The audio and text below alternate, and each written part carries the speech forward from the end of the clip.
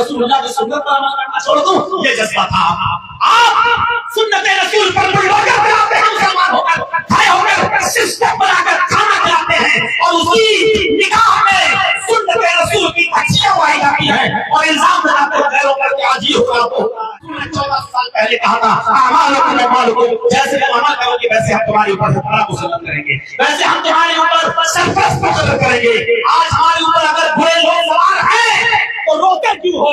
یہ ہمارے اعمال کا خمیازہ ہے جو ہمیں بھگتنا پڑ رہا ہے۔ ہم اپنے اعمال صحیح کر لیں، ہمارے اوپر اللہ تعالیٰ حکمراں بھی اچھے نیک اور ایماندار اور مساوات سب کو لے کے چلنے والے حکمراں بھی حاصل کرا جائیں گے۔ لیکن جب ہم ہی نہیں ہیں، میرے پیچھے میری نماز نہیں، میرے پیچھے تیری نماز نہیں، تیری مسجد ناپاک، میری مسجد ناپاک، ارے جب تم ایک دوسرے کا چہرہ نہیں دیکھنا چاہتے ہو، میں تمہاری مسجد کی نماز جنازہ پڑھا دوں تو تم کہتے ہو سب کا نکاح ٹوٹ گیا، کیا امیدیں رکھتے ہو کہ وہ ہمیں ارے ٹکڑے ٹکڑے کر کے ماریں گے اور کاٹیں گے اور یہ دنیا آپ کو دیکھنا ہوگا؟ جب ہمارے یہاں کوئی مساوات نہیں ہے، جب ہمارے یہاں کوئی برابری نہیں ہے، جب ہمارے یہاں کوئی ایک دوسرے کو اپنانے کا جذبہ نہیں ہے، ہماری مسجدیں اتنی کمزور کہ میرے آنے سے تیری مسجد ناپاک ہو جائے اور تیرے آنے سے میری مسجد ناپاک ہو جائے، میرا نکاح پڑھانے سے تیرا نکاح ٹوٹ جائے اور تیری جنازے کی نماز پڑھانے سے میرا نکاح ٹوٹ جائے۔ جب کسی کے نکاح اتنے کمزور ہونے لگے تو پھر اب یہ امید مت رکھنا کہ اب ہمیں سکون کی زندگی ملے گی اور ایسو آرام کی زندگی ملے گی۔ سن لو، تمہاری تباہی اور بربادیوں کے دن شروع ہو چکے ہیں، تمہارے مرنے اور ٹکنے کے دن شروع ہو چکے ہیں۔ السلام علیکم ورحمۃ اللہ وبرکاتہ۔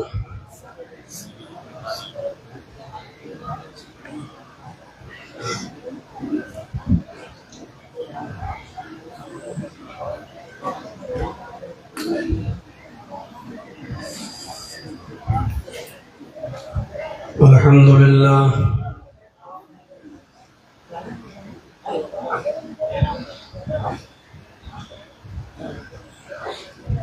الحمد للہ نحمده ونستعینه ونستغفره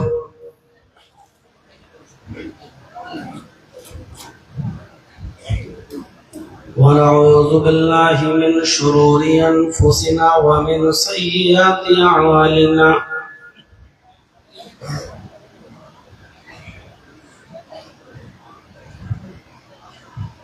من يهده الله فلا مضل له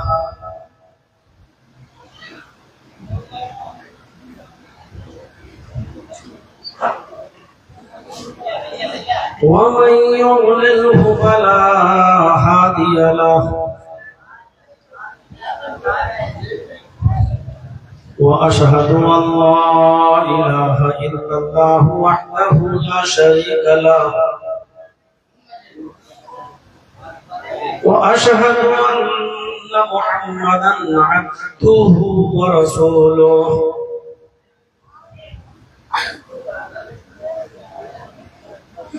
أما بعد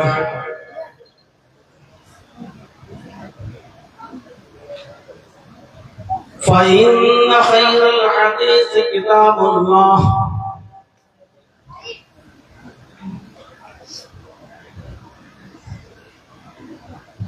وخير الهدي هدي محمد صلى الله عليه وسلم،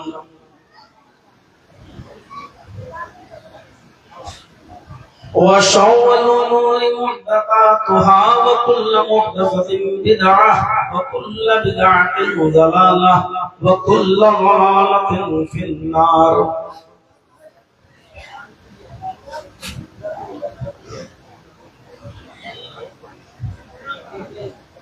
أعوذ بالله من الشيطان الرجيم، بسم الله الرحمن الرحيم۔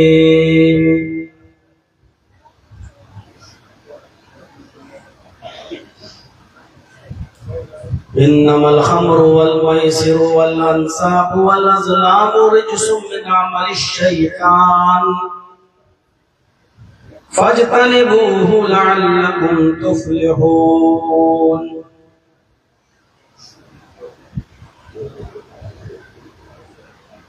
وعن معاذ بن جبل رضي الله تعالى عنه قال: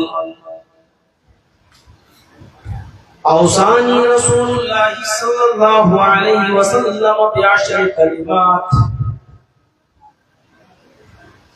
قال: لا تشرك بالله شيئا إن قتلت أو هربت ولا تغضن والديك وإن أمراك أن تخرج من أهلك ومالك ولا تتركن صلاة مكتوبة متعمدا فإن من ترك صلاة مكتوبة متعمدا فقد برئت منه ذمة الله ولا تشربن خمرا فإنه رأس كل فاحشة إياك والمعصية فإن بالمعصية حل سخط الله رب اشرح لي صدري ويسر لي أمري واحلل عقدة من لساني يفقهوا قولي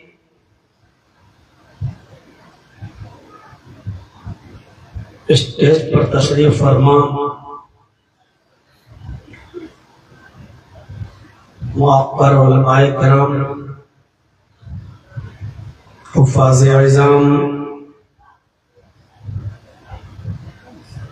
علاقے کے دیگر باوقار احباب، بالخصوص اس اجلاس کے روح رواں جناب علی صاحب، جنہوں نے بڑھ چڑھ کر اس اجلاس میں حصہ لیا اور برابر رابطے میں رہے،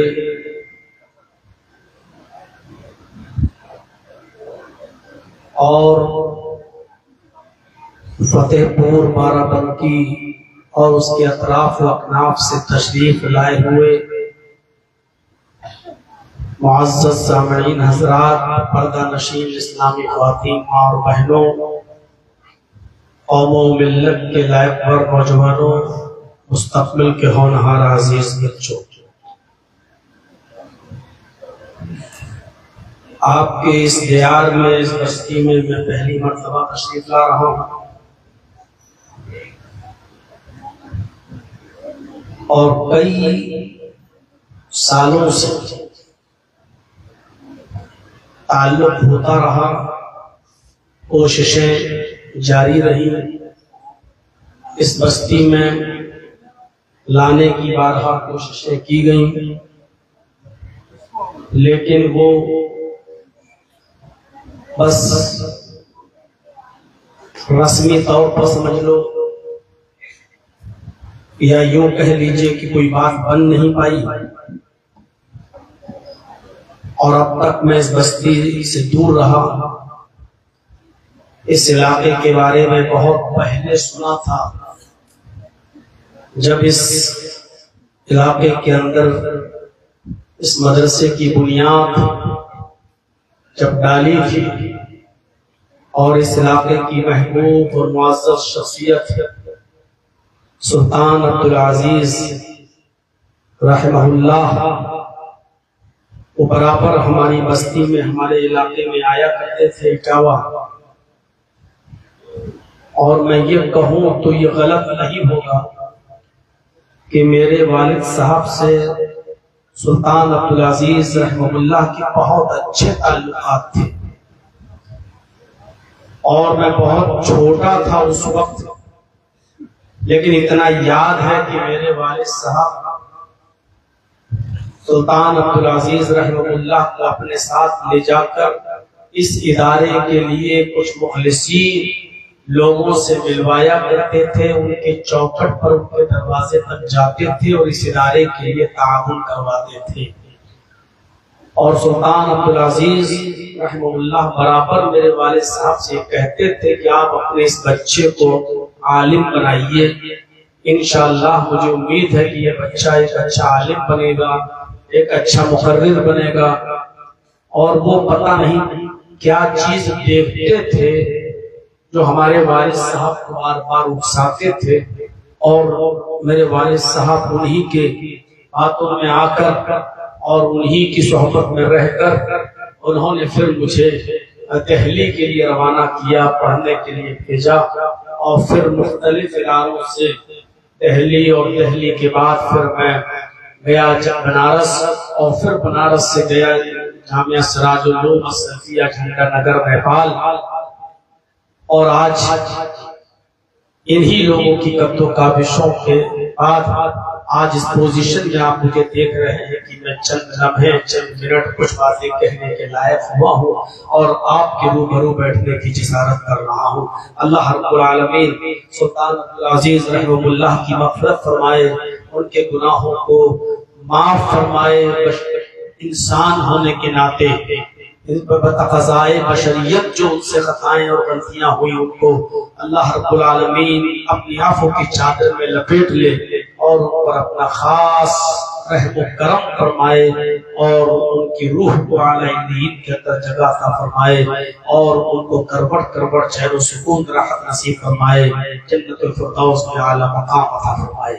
ان کے اس سپنے کو جو وہ ادھورا چھوڑ گئے اور انہوں نے جو پودا لگایا تھا، ان کے بیٹے اور ان کی اہلیہ سنبھال رہی ہیں۔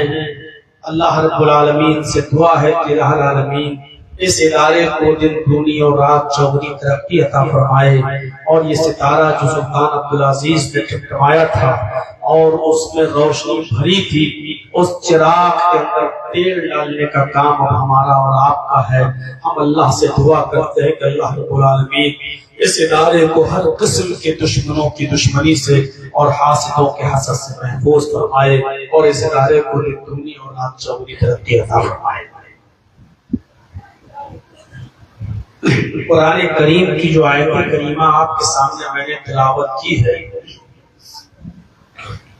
وہ ہمارے معاشرے میں پھیلی ہوئی برائیوں کے سد پاک کے لیے بہت بڑا کردار ادا کرتی ہے۔ ہمارا معاشرہ، ہمارا سماج آج اتنی برائیوں میں لت پت ہو چکا ہے، اتنی غلاظتوں میں لت پت ہو چکا ہے کہ ایک خطیب کے لیے، ایک مقرر کے لیے بڑا مشکل ہو چکا ہے کہ وہ کون سی برائی کو اٹھا کر اس پر قدغن لگائے اور کون سی چیز کو چھوڑے۔ کوئی چیز ایسی ہمیں دکھائی نہیں دیتی برائی کے اعتبار سے جو ہمارے سماج میں نہ پائی جائے۔ اور پھر موضوع لیا جائے اصلاح معاشرہ، یعنی معاشرے کے اندر جو کچھ بھی برائیاں ہیں ان برائیوں پر گفتگو کی جائے، کوئی ایک چیز ہو تو اس پر گفتگو کی جائے۔ جب پورا ہی جسم چھلی چھلی ہو اور جسم کے کسی حصے پر کوئی جگہ خالی نہ ہو تو پھر ڈاکٹر کو سوچنا پڑتا ہے کہ مرہم کہاں رکھے اور پٹی کہاں۔ یہ صورتحال جب پیدا ہو جائے تو بہت مشکل ہو جاتا ہے۔ شراب نوشی ہمارے سماج میں، جوا ہمارے معاشرے میں، سود خوری ہمارے سماج میں، رشوت کا بازار ہمارے سماج میں، زنا کاری و مکاری ہمارے ماحول میں، بے پردگی ہمارے سماج میں، اوریانیت کا یہ ننگا بازار ہمارے سماج میں، شادی اور شادیوں میں ہونے والی خرافاتیں اور رسم و رواج اور 300 200 250 400 500 باراتیوں کا جھمیلا، جن کو قاعدے سے باراتی نہیں بلکہ چور اور ڈاکو کہنا چاہیے، اتنا تو برداشت کرنا پڑے گا آپ کو۔ میں بہت کنٹرول میں رہ کر بول رہا ہوں آج، اور بولوں گا بھی اس لیے کہ ملک کے حالات بہت ناگفتہ بے ہیں۔ میں تو مغرب کی اذان کے بعد تک طے کر رہا تھا کہ جاؤں کہ نہ جاؤں، اور کون سا ایک ایسا بہانہ بناؤں کہ جلسے والے بھی یقین کر لیں کہ نہیں ٹھیک ہے مولانا صاحب کو یہ پریشانی ہو سکتی ہے. لیکن پھر سوچا کہ پہلی بار آپ جا رہے ہیں اس علاقے میں, بڑی محنت اور مشقت کر کے نوجوانوں نے یہ پروگرام رکھا ہے, تو چلیے کچھ اصلاحی باتیں ہو جائیں گی اور ایسی باتیں کہ جس کی ہماری سماج کو اور ہماری سوسائٹی کو ضرورت ہے, اس میں کوئی برائی نہیں ہے. تو پھر میں تقریباً 7:30 بجے اپنے گھر سے نکلا لکھنؤ سے اور پھر آپ تک پہنچا.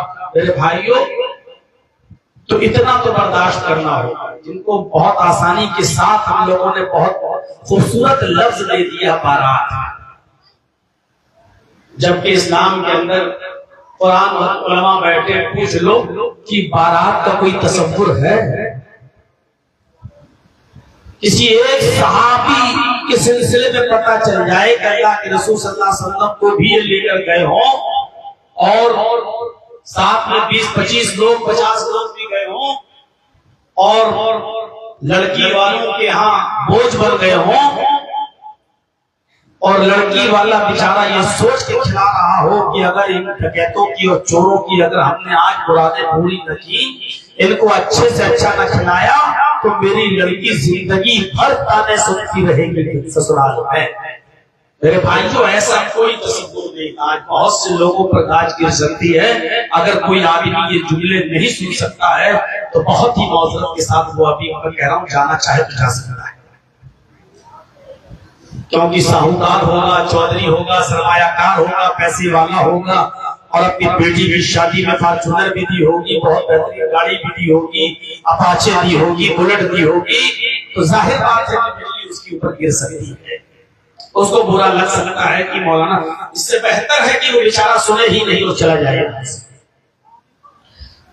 ہاں, لیکن یہ الگ بات ہے کہ میں یہ نہیں کہوں گا کہ فلاں صاحب آپ نے بیٹی کو یہ کیوں دیا, فلاں صاحب آپ نے کیوں دیا, کیونکہ کسی کا نام لے کر کسی کو رسوا نہیں کیا جا سکتا اور یہ صحیح نہیں ہے.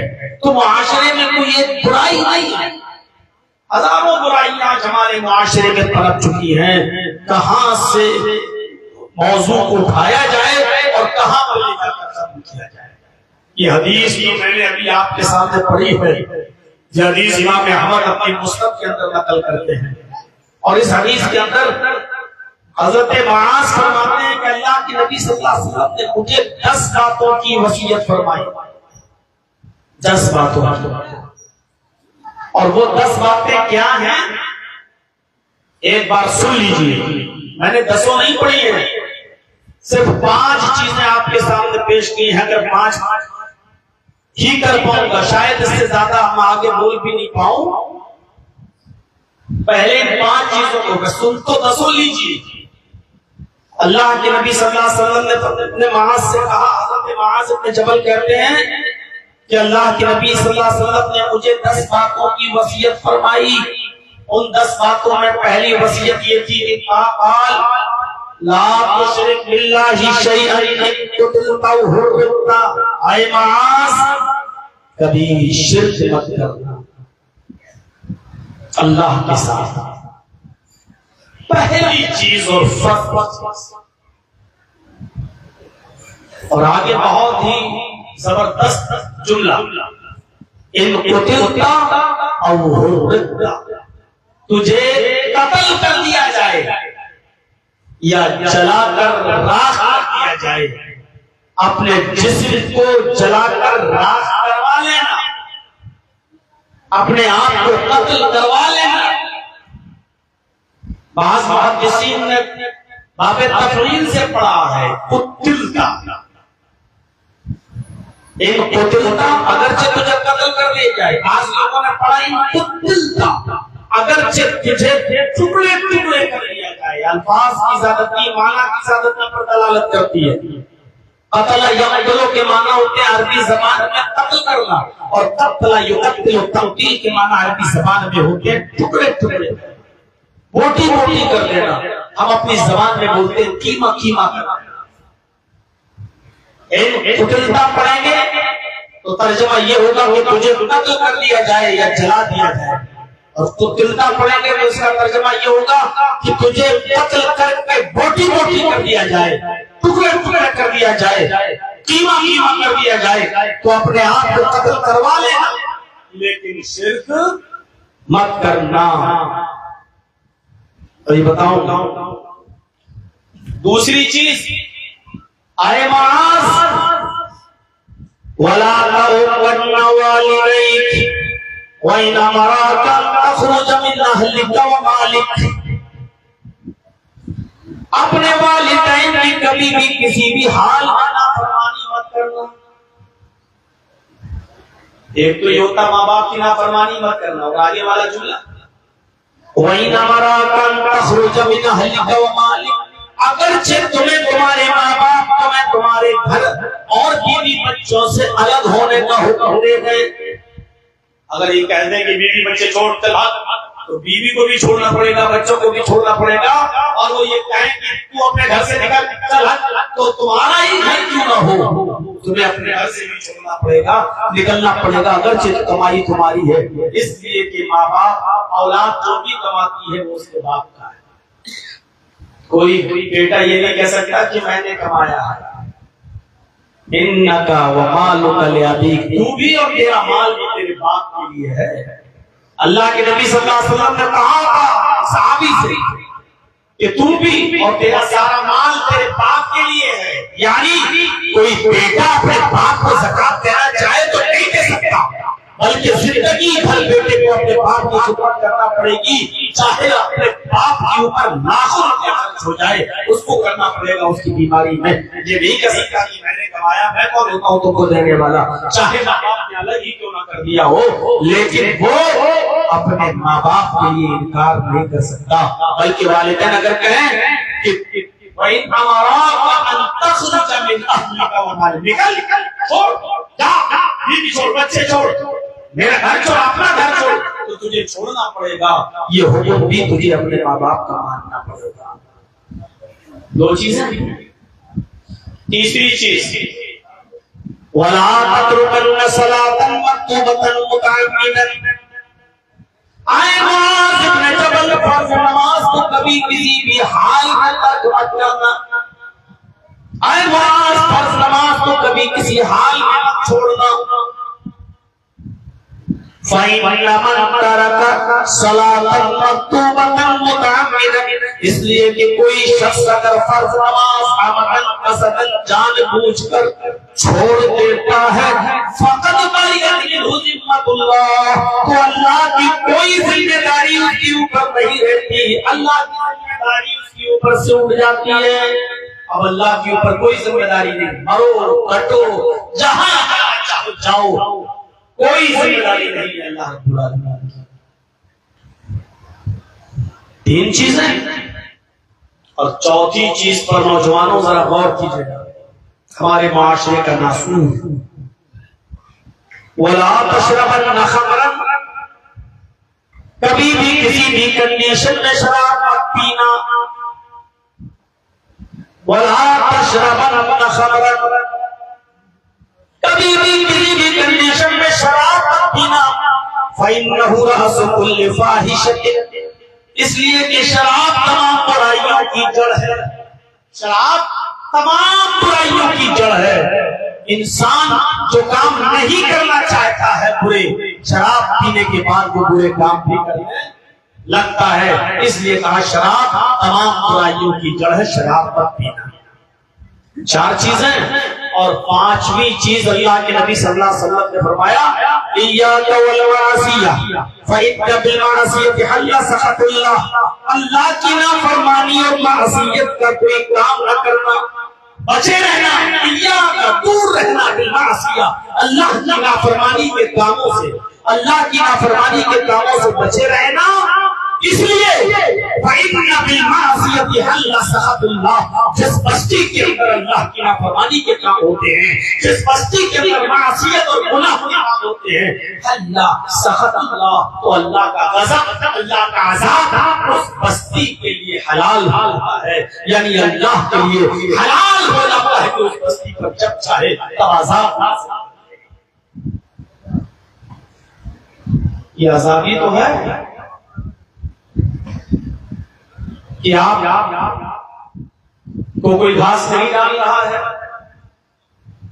آپ کو کوئی لفٹ نہیں دے رہا ہے، آپ کو کچھ نہیں سمجھا جا رہا ہے، آپ کی حیثیت خس و خاشاک سے زیادہ کی نہیں ہے، کوئے کرکٹ سے زیادہ کی نہیں ہے.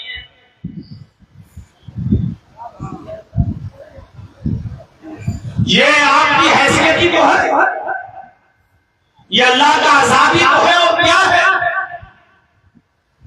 ورنہ جو قوم امامت کے لیے پیدا ہوئی تھی، جو قوم سیادت کے لیے پیدا ہوئی تھی، جو قوم سرداری کے لیے پیدا ہوئی تھی، جس قوم کو ہمارے نبیوں نے کہا تھا وَلَا تَهِنُوا وَلَا تَحْزَنُوا وَأَنتُمُ الْأَعْلَوْنَ إِن كُنتُم مُؤْمِنِينَ. مومنوں کو غم نہ کرو، مومنوں کو مایوس نہ ہو، تم پریشان نہ ہو، تم ہی بلند رہو گے، تم ہی صاحب حکومت رہو گے.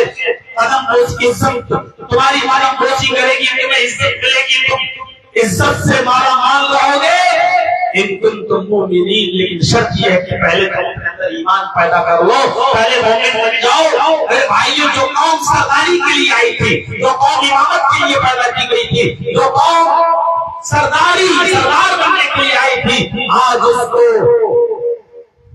کشکول لے کر ٹھیک ماننا پڑ رہی ہے اپنی عزت و آبرو کی. اتنے برے حالات کسی زمانے میں مسلمانوں کے نہیں ہوئے جو اس زمانے میں ہمیں دیکھنے کو مل رہا ہے. اتنی بری کنڈیشن بھی ہماری اور آپ کی کبھی ہوئی ہے. ضربت علیہم الذلۃ والمسکنہ. سب سے زیادہ ذلیل اگر کوئی قوم ہے تو مسلمان، سب سے زیادہ رسوا اگر کوئی قوم ہے تو مسلمان، سب سے زیادہ بے عزت آج اگر کوئی ہو رہا ہے تو ہم اور آپ. فَإِنَّ بِالْمَعَاصِيَةِ حَلَّ سَخَطُ اللَّهِ. جس بستی میں اللہ کی نافرمانی کے کام پیدا ہوتے ہیں، اللہ کی اس بستی کے اوپر اللہ کا عذاب حلال ہو جاتا ہے. یہ 5 چیزیں میں نے آپ کے سامنے رکھی ہیں، ابھی 5 اور ہیں. پہلے 5 چیزوں کو دیکھ لیا جائے. پہلی چیز شرک مت کر. 5 چیزیں تو یاد ہو گئی ہوگی آپ کو. کسی کو کھڑا کر کے پوچھیں 5 چیزیں کیا جو ہم نے بتائی ہیں، اس سے اندازہ ہو جائے گا کہ کون کتنے غور سے سن رہا ہے. اس سے یہ بھی پتا چل جائے گا کہ کون تقریر سن رہا ہے اور کون سیلفی لے کے ویڈیو بنا رہا ہے موبائل. کیونکہ کچھ لوگوں کو شوق تقریر کا نہیں ہے، کچھ لوگوں کو شوق بس فوٹو کھینچنے کا ہے. اور یہ ہمارے زمانے میں جو معاشرے میں ہزاروں برائیاں پھیلی ہوئی ہے، ان میں ایک برائی یہ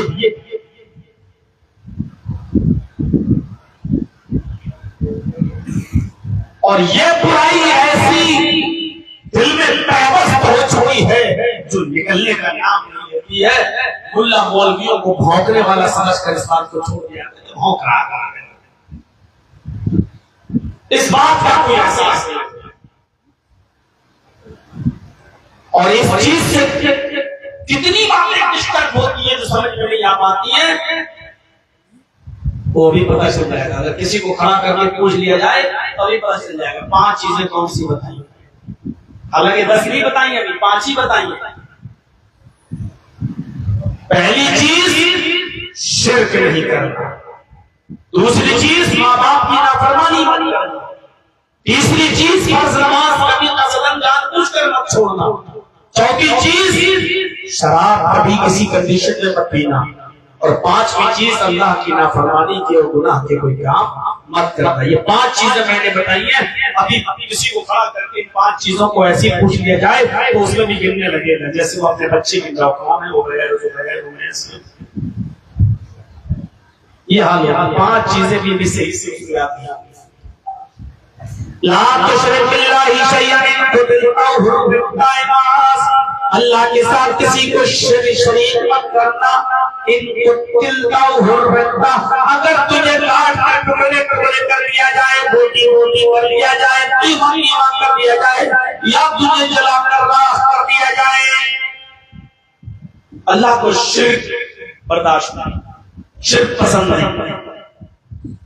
ان اللہ لا یغفر ان یشرک به ویغفر ما دون ذلک لمن یشاء. اللہ شرک کی مغفرت نہیں فرمائے گا اور اس کے علاوہ جس کو چاہے چاہے معاف کر دے گا، شرک کے علاوہ جن کو چاہے گا اللہ معاف کر سکتا ہے اس کو، لیکن مشرک کو معاف نہیں کرے گا۔ اب شرک کیسے کہتے ہیں؟ اگر اس کو ہم سمجھ لیں،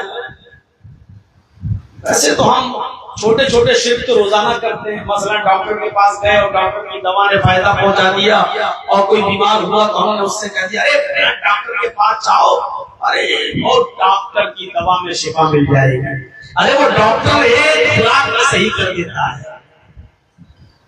یہ چھوٹا شرک ہے، آپ کہنا نہیں چاہ رہے تھے لیکن نکل گیا آپ کے منہ سے، جبکہ ادھر بھی احتیاط برتنا چاہیے، کیونکہ اللہ کے رسول نے فرمایا کہ شرک چیونٹی کی چال سے بھی زیادہ باریک ہوتا ہے، آدمی کر جاتا ہے پتہ نہیں چلتا، چیونٹی گزر جاتی ہے پتہ نہیں چلتا کہ کب گزر گئی۔ ایسی شرک کی کنڈیشن ہے، آدمی شرک کر جاتا ہے لیکن پتہ نہیں چلتا۔ آپ کو یہ کہنا چاہیے آپ کا بیٹا بیمار ہے، فلاں ڈاکٹر کے پاس لے جاؤ، ارے اللہ نے کیا اس ڈاکٹر کے ہاتھ میں شفا دی ہے کہ اس کی ایک خوراک میں شفا مل جاتی ہے، اللہ نے کیا اس ڈاکٹر کے ہاتھ میں شفا دی ہے، اللہ نے اس کی دوا میں شفا دی ہے۔ یہ جملہ ہمیں بولنا چاہیے تھا، لیکن کیا کہہ گئے؟ وہ ڈاکٹر کی یہ خوراک ہمیں ٹھیک کر دے گی، وہ ڈاکٹر ٹھیک کر دے گا۔ ارے اس کے بعد جاؤ، بہت پہنچا ہوا ڈاکٹر ہے، اس کے بعد جانے کی دیر، جاؤ گے چل کر آؤ گے دوڑتے ہوئے۔ میرے بھائیوں، مجبوری جب انسان کی جان جانے والی ہو، ایسی کنڈیشن میں کفریہ جملہ بولنے کی اجازت تو اسلام دیتا ہے، لیکن ایسی کنڈیشن میں بھی شرک کرنے کی اجازت نہیں دے گا۔ یہ یاد رکھیے گا، شرکیہ جملہ الگ ہوتا ہے، کفریہ جملہ الگ ہوتا ہے۔ مثلا اگر کوئی شخص جنگل میں تمہاری پٹی پر بندوق رکھ کر پسٹل رکھ کر یہ کہے کہ اللہ کا انکار کر، تو اللہ کو مانتا ہے، چل اللہ کا انکار کر لیکن تیری جان لے لوں گا، اور آپ کو معلوم ہے کہ یہ مار دے گا، اس کے ہاتھ میں پسٹل ہے، تو ایسی جگہ پر وہ اللہ کا انکار کر رہا ہے، اور ہمیں یہ معلوم ہے کہ اگر اللہ کا انکار کر کے میری جان بچ سکتی ہے تو یہاں کفریہ جملہ بولنا جائز ہے، یعنی کہہ دو نہیں اللہ کا انکار کر رہا ہوں، بس اب تو آپ خوش ہو، اللہ کا انکار کر کے جان بچ رہی ہے۔ لیکن اگر وہ شخص یہ کہے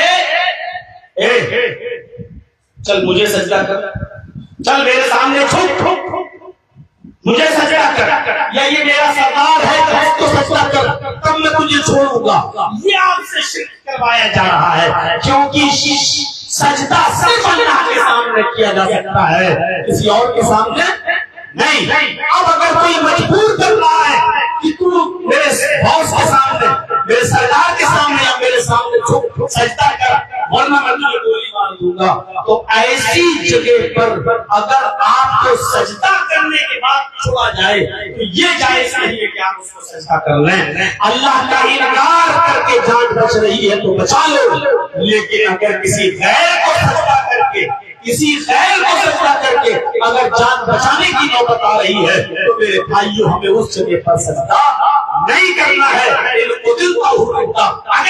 قتل کر دیا جائے یا جلا کر راکھ کر دیا جائے، ایسے موقع پر ہمیں اپنے آپ کو جلوا لینا ہے، راکھ کروا لینا ہے، اپنے آپ کو گولی کروا کے مروا لینا ہے، لیکن شرک نہیں کرنا ہے۔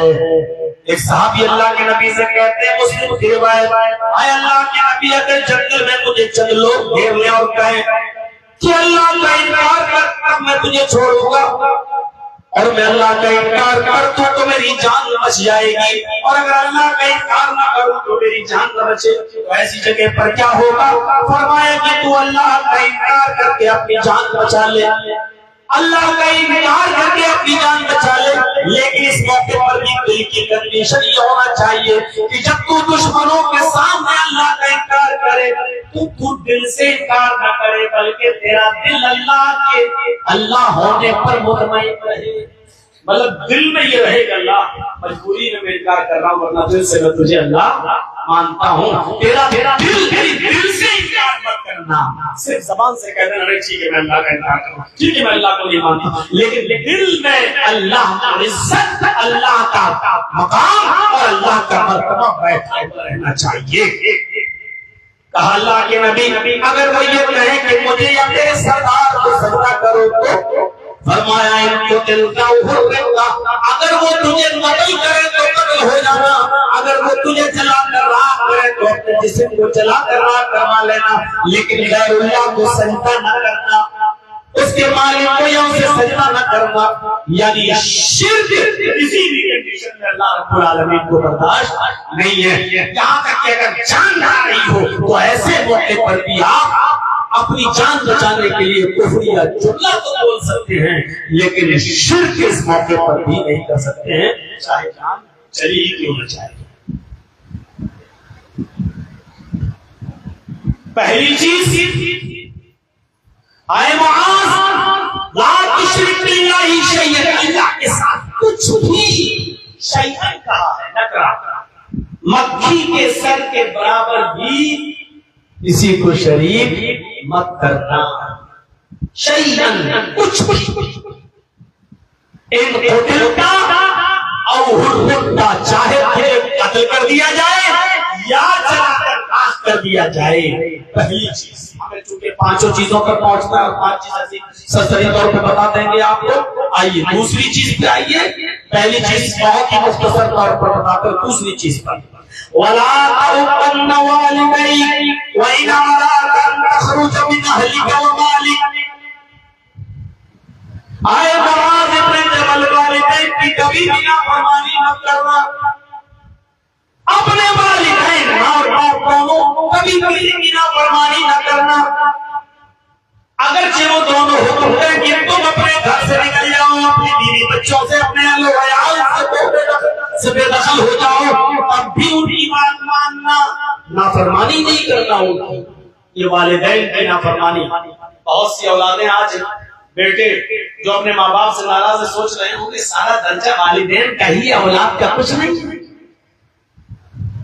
اور بہت سے ماں باپ ایسے ہوں گے جو اپنے اولاد پر ظلم تو کرتے ہیں, لیکن وہ بھی خوش ہو رہے ہوں گے آج اچھا ہے مولانا صاحب ماں باپ کا مقام بتا رہے ہیں, ماں باپ کا درجہ بتلا رہے ہیں. اتنا یاد رکھنا اگر کسی باپ نے بھی ظلم کیا اپنی اولاد کے ساتھ اور عدل سے کام نہیں لیا تو وہ باپ بھی جہنمی ہے, اس باپ کی بھی بخشش نہیں ہوگی. اور باپ تو چھوڑو, کتنے بوڑھے بیٹھے ہیں یہاں پر ابھی قبر میں پیر لٹکے ہیں, تو کچھ 2 سال میں چلے جائیں, کچھ 1 سال میں چلے جائیں, کچھ کل چلے جائیں. ان سے پوچھو بیٹوں کی شادی ہوگی, الحمدللہ 4 بیٹے 2 بیٹیاں, بیٹوں کی بھی شادی ہوگی, بیٹیوں کی بھی شادی ہوگی. زمین کتنی, جائیداد کتنی سب معلوم ہے, لیکن کیا آپ نے وصیت کی کہ میرے بیٹوں میرے مرنے کے بعد کتاب و سنت کے مطابق اس زمین پر جائیداد کا وراثت کا بٹوارا کرنا؟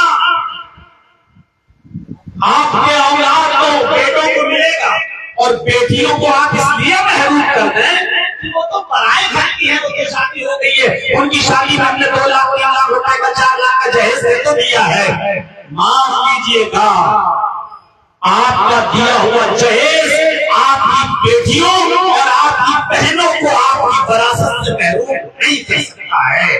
اگر کسی باپ نے اپنے مرنے سے پہلے یہ نہیں کہا کہ میرے بیٹوں بیٹیوں کا بھی حق ہے میری وراثت میں, ان کو بھی ملنا چاہیے, میری بہن کا بھی حق ہے جب میں مر جاؤں تو میری وراثت میں میری بہن کو بھی ملنا چاہیے, جتنا کتاب و سنت کی روشنی میں ملتا ہے. جب تک آپ یہ کہہ کے نہیں جائیں گے آپ کے بیٹے آپ کی وراثت پر قبضہ کروائیں گے اور آپ کی بیٹیوں اور آپ کی بہنوں کو چھوڑ دیں گے, ان کو نہیں دیں گے.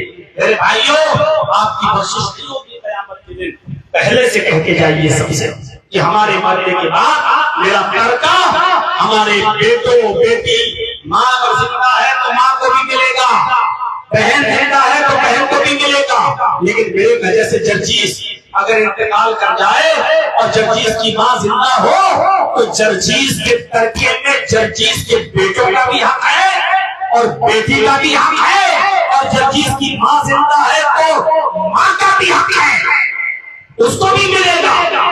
اتنا یاد رکھیے گا، اگر صرف نماز پڑھتے ہیں اور روزے رکھتے ہیں اور سوچتے ہیں کہ ہم جنت میں چلے جائیں گے، تو یاد رکھیے گا اللہ کا حق تو ادا کر رہے ہو لیکن اللہ کے بندوں کا حق مار رہے ہو، اور اللہ اپنا حق معاف کر سکتا ہے لیکن بندوں کا حق معاف نہیں کرے گا جب تک کہ بندہ معاف نہ کرے۔ آپ بخشے نہیں جائیں گے، بخشے نہیں جائیں گے۔ کر لو حج، بنے رہو حاجی اور نمازی، اور رکھ لو 1.5 فٹ کی اور 2 فٹ کی لمبی داڑھی، ان سے کچھ نہیں ہوگا۔ یہ تو اسلامی شعار ہے، ٹھیک ہے، لیکن لمبی داڑھی کی آڑ میں دھوکے مت دو۔ حج کرائے ہو، حج کی آڑ میں دھوکے مت دو۔ برابر برابر اور عدل کے ساتھ سب کو برابر حصہ ملنا چاہیے۔ وَلَا تَعُقَّلْنَ وَالِدَيْ، اپنے ماں باپ کی نافرمانی نہ کرنا۔ آپ نے خلیفہ ہارون رشید کے دور میں، خلیفہ ہارون رشید کے دور میں جب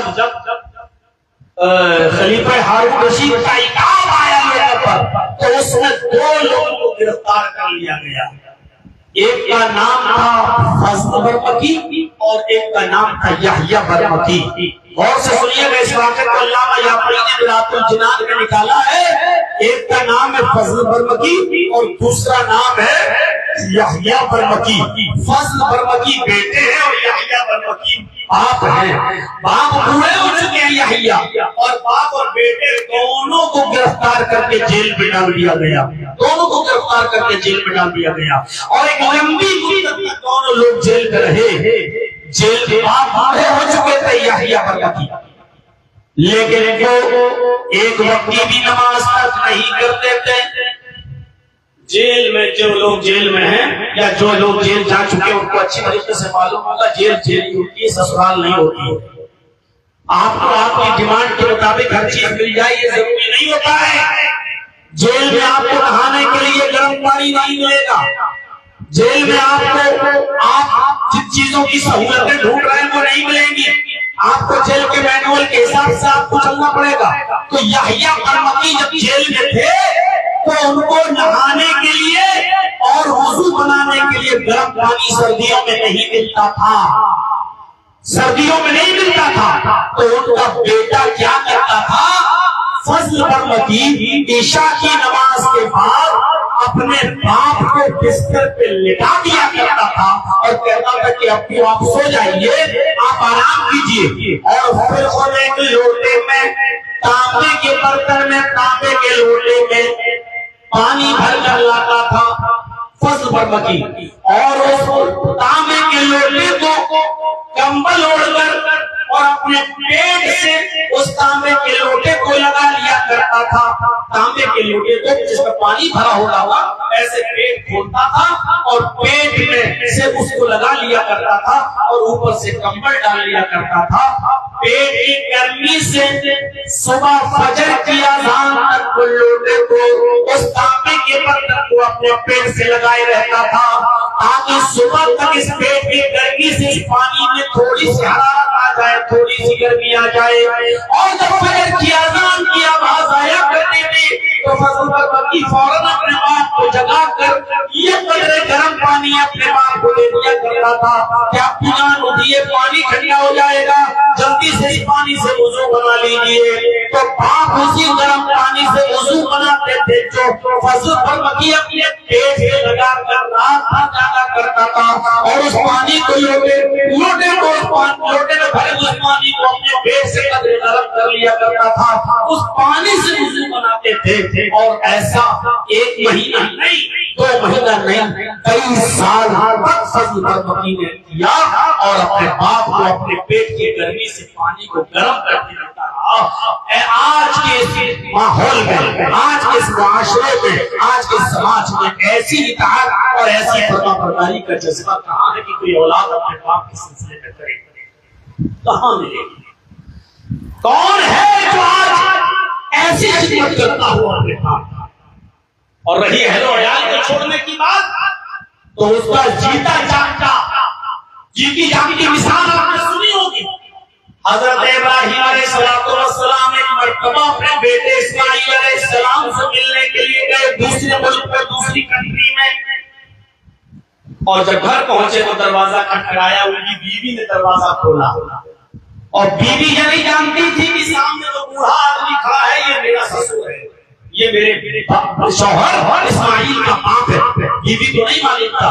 دروازہ کھٹکھٹایا، بیوی نے دروازہ کھولا، ابراہیم علیہ السلام نے کہا اسماعیل کہاں ہے؟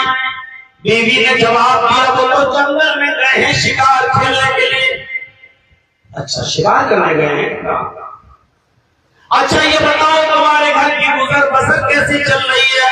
تھوڑی دیر جھجکی، اجنبی آدمی بوڑھا میرے دروازے پہ آ کے یہ کیوں پوچھ رہا ہے کہ گزر بسر کیسا چل رہا ہے؟ پھر سوچتی ہے چلو بزرگ ہیں، بوڑھا ہے، ہمدردی میں پوچھ رہا ہوگا، ہو سکتا ہے کہ کوئی بات ہو۔ کہنے لگی بابا میں آپ کو کیا بتاؤں گھر کا گزر بسر کیسا چل رہا ہے؟ صبح اگر کھانے کو مل جائے تو شام کو کھانا نصیب نہیں ہوتا، اور اگر شام کو کھانا مل جائے تو صبح کھانا نصیب نہیں ہوتا۔ ہم لوگوں کے حالات بہت برے ہیں، بہت بری کنڈیشن میں دن اور رات گزر رہے ہیں۔ اچھا یہ بات ہے، ٹھیک ہے۔ اچھا بیٹی میں چل رہا ہوں، تمہارے شوہر جب گھر پہ آ جائیں تو ان سے یہ کہہ دینا کہ ایک بوڑھا آدمی آیا تھا اور اس نے تمہیں سلام کہا ہے، نام نہیں بتایا ابراہیم، یہ کہنا کہ ایک بوڑھا آدمی آیا تھا اور اس نے آپ کو سلام کہا ہے، اور جب وہ میرے سلام کا جواب دے دیں تو ان سے کہنا کہ اس بوڑھے آدمی نے ایک نصیحت کی، ایک وصیت کی ہے، اور وصیت یہ کی ہے کہ اس نے یہ کہا ہے کہ بیٹے گھر کی چوکھٹ ٹھیک نہیں ہے، گھر کی چوکھٹ بہت خراب ہے، تم گھر کی چوکھٹ بدل دو۔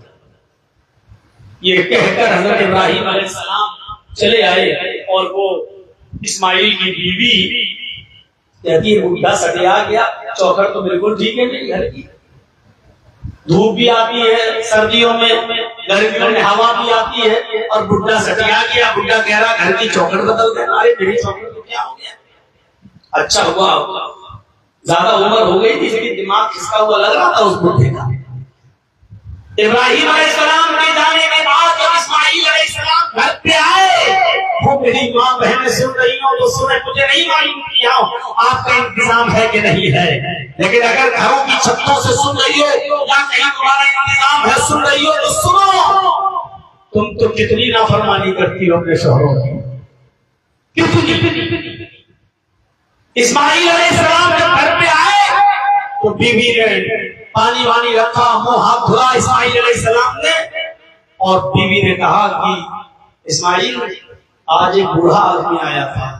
اچھا اچھا اچھا، تو اس نے آپ کو سلام کہا ہے۔ سلام کا لفظ سنا تو اسماعیل سمجھ گئے وہ میرے باپ ہیں۔ کہا اچھا اس نے مجھے سلام کہا ہے، وعلیک وعلیک وعلیہ السلام، وعلیک وعلیہ السلام، تیرے اوپر بھی سلامتی ہو، اس کے اوپر بھی سلامتی ہو جو اس نے مجھے سلام کہا ہے۔ اچھا اور بھی کچھ کہا ہے؟ کہا کچھ ہمیں کم عقل لگ رہا تھا، کھسکا ہوا لگ رہا تھا دماغ سے۔ اچھا کیوں کیسے؟ کہا اس نے کہا کہ جب اسماعیل آ جائے تو کہتے ہیں کہ گھر کی چوکھٹ ٹھیک نہیں ہے، گھر کی چوکھٹ بدل دو، گھر کی چوکھٹ بہت گھٹیا ہے۔ اسماعیل علیہ السلام نے کہا تو اس نے مجھ سے کوئی پوچھا تھا کہ ہاں پوچھا تھا کہ گھر کی گزر بسر کیسی چل رہی ہے؟ جو میں نے بتا دیا بہت بری چل رہی ہے، اچھی کنڈیشن میں ہے، صبح کھا لو تو شام کو بھوکی رہتی ہوں، شام کو کھا لو تو صبح بھوکی، جو کنڈیشن تھی وہ میں نے بتا دی۔ اسماعیل علیہ السلام نے فرمایا میری بیوی وہ بوڑھا جس نے سلام کا میرا باپ تھا، اور گھر کی چوکھٹ بدلنے کے بارے میں جو کہا ہے وہ گھر کی چوکھٹ یہ نہیں تو تم سمجھ رہی ہو۔ اچھا تو میں تم نے اللہ کی ناشکری کی ہے اور میرے باپ کے سامنے یہ کہا ہے کہ بہت برا حال ہے، تمہیں یہ کہنا چاہیے کہ الحمدللہ جیسے بھی جس حال میں بھی اللہ نے مجھے رکھا ہے اللہ کا شکر ادا کرتی ہوں میں، اللہ نے جس حال میں بھی رکھا ہے میں ٹھیک ہوں، میرے گھر کی گزر بسر بہت اچھی چل رہی ہے، اللہ کا شکر ہے کہ میں ٹھیک ہوں۔ تمہیں اللہ کا شکر ادا کرنا چاہیے تھا لیکن تم نے اللہ کا شکر ادا نہیں کیا، تم نے یہ کہہ دیا کہ گھر کی گزر بسر بہت بری چل رہی ہے۔ میرے باپ نے مجھے حکم دیا ہے کہ اپنے گھر کی چوکھٹ کو بدل دو، یعنی اللہ کی نافرمان بندی کو اپنے گھر میں، اللہ کی ناشکری بندی کو اپنے گھر میں مت رکھو، ورنہ یہ گھر جیتے ہی جہنم بن جائے گا۔ اس لیے میرے باپ نے کہا کہ چوکھٹ بدل دو، یعنی طلاق دے دو، میں تمہیں طلاق دیتا ہوں، تمہاری جگہ پر دوسری بیوی کو لاؤ، دوسری عورت سے میں نکاح کروں گا، کیونکہ بدل دینے کا حکم یہ ہے، تمہیں ہٹا کر دوسری لانا ہے۔ اور ابراہیم علیہ السلام نے اپنے باپ کا حکم مانتے ہوئے اپنی بیوی کو طلاق دے دی اور دوسرا نکاح کر۔ آپ طلاق دیں گے اور میری تقریر سن کے دیں گے بھی تو کہیں گے کہ مولانا جرجیس نے ایسی تقریر کی جس پہ طلاق دے رہا ہوں، وہ تو ہمیں اور گالی پائے گی، مر جائے بھلوا مولوی آیا گھر پہ لگانے کے لیے۔ سب سن چکا ہوں میں، ایسے ہی نہیں بیٹھا ہوں یہاں پر، بہت کچھ سن چکا ہوں میں، جانتا ہوں کہ نہ تم یہ کر پاؤ گے اور نہ وہ تمہارے ساتھ وہ رشتہ تمہارے گھر کی نہ تمہارے ساتھ اس طریقے سے ہونے دے گی، اور پورا دباؤ بنا کر رکھے گی۔ یاد کرو حضرت علقمہ کے منہ سے کلمہ ادا نہیں ہو رہا تھا، حدیث کی کتابیں پڑھی آپ نے، حضرت علقمہ کے منہ سے کلمہ ادا نہیں ہو رہا تھا۔ اللہ کے رسول کو بلایا گیا، اللہ کے رسول نے جب قریب سے دیکھا تو فرمایا علقمہ کلمہ پڑھو، علقمہ بیمار ہے اور کلمہ ادا نہیں ہو رہا ہے، اشک نہیں نکل رہا ان کے منہ سے۔ اللہ کے نبی نے فرمایا کہ علقمہ کی ماں علقمہ سے ناراض لگتی ہے، علقمہ کی ماں کو بلاؤ، وہ لاٹھی کے اندر دیکھتے ہوئے آتی ہے۔ اللہ کے نبی نے فرمایا یہ علقمہ تمہارا بیٹا ہے؟ فرمایا ہاں۔ آیا علقمہ کی ماں علقمہ کے منہ سے کلمہ ادا نہیں ہو رہا ہے، اور ایسا اس لیے ہو رہا ہے کیونکہ شاید تم علقمہ سے ناراض ہو، کیا یہ سچ ہے کہ تم اپنے بیٹے سے ناراض ہو؟ کہنے لگی کہ ہاں اللہ کے نبی یہ سچ ہے کہ میں اپنے بیٹے سے ناراض ہوں، ہاں اللہ کے نبی یہ سچ ہے کہ میں اپنے بیٹے سے ناراض ہوں اور میں اپنے بیٹے کو معاف کرنے کے نہیں کرنا چاہتی ہوں۔ اللہ کے نبی نے کہا علقمہ کی ماں علقمہ کو معاف کر دے، ایسے ہی مر جائے گا، کلمہ ادا نہیں ہوگا اس کے منہ سے، معاف کر دے اسے۔ کہنے لگی اللہ کے نبی میں علقمہ کو معاف نہیں کر سکتی، میں جا رہی ہوں۔ اللہ کے نبی نے کہا ٹھیک ہے، اب زبردستی بھی نہیں کر سکتا ہوں۔ کیا دل دکھایا تمہیں جان، کیا ہوا ایسا؟ جانتے ہو علقمہ کی ماں نے کیا وجہ بتائی؟ سنو، بہت بڑی وجہ نہیں تھی، کہا اللہ کے رسول کان کثیر الصیام وکان کثیر الصوم، علقمہ بہت بڑا نمازی ہے، علقمہ بہت بڑا روزے دار ہے، ہمیں اس کی نمازوں سے اور اس کے روزوں سے کوئی شکایت نہیں۔ کان کثیر الصلاۃ، بہت بڑا نمازی ہے، وکان کثیر الصوم، بہت بڑا فرض روزے بھی رکھتا ہے اور نفلی روزے رکھنے والا بھی ہے، سب کام کرتا ہے، دین کے سارے کام کرتا ہے، لیکن آئے اللہ کے رسول میں علقمہ سے ناراض اس لیے ہوں کہ وہ مجھ پر اپنی بیوی کو ترجیح دیتا ہے، صرف کسی کمی ہے اس کے اندر کہ وہ مجھ پر اپنی بیوی کو ترجیح دیتا ہے، یعنی کھانا کھلاتا ہے مجھے، منع نہیں کر رہی ہوں، لیکن جب کھانا پک جاتا ہے تو پہلے اپنی بیوی کو کھلاتا ہے، بعد میں مجھے کھلاتا ہے۔ عید میں اور بقرعید میں کپڑے لاتا ہے وہ مجھے بھی پہناتا ہے، لیکن پہلے اپنی بیوی کو دیتا ہے، بعد میں مجھے دیتا ہے۔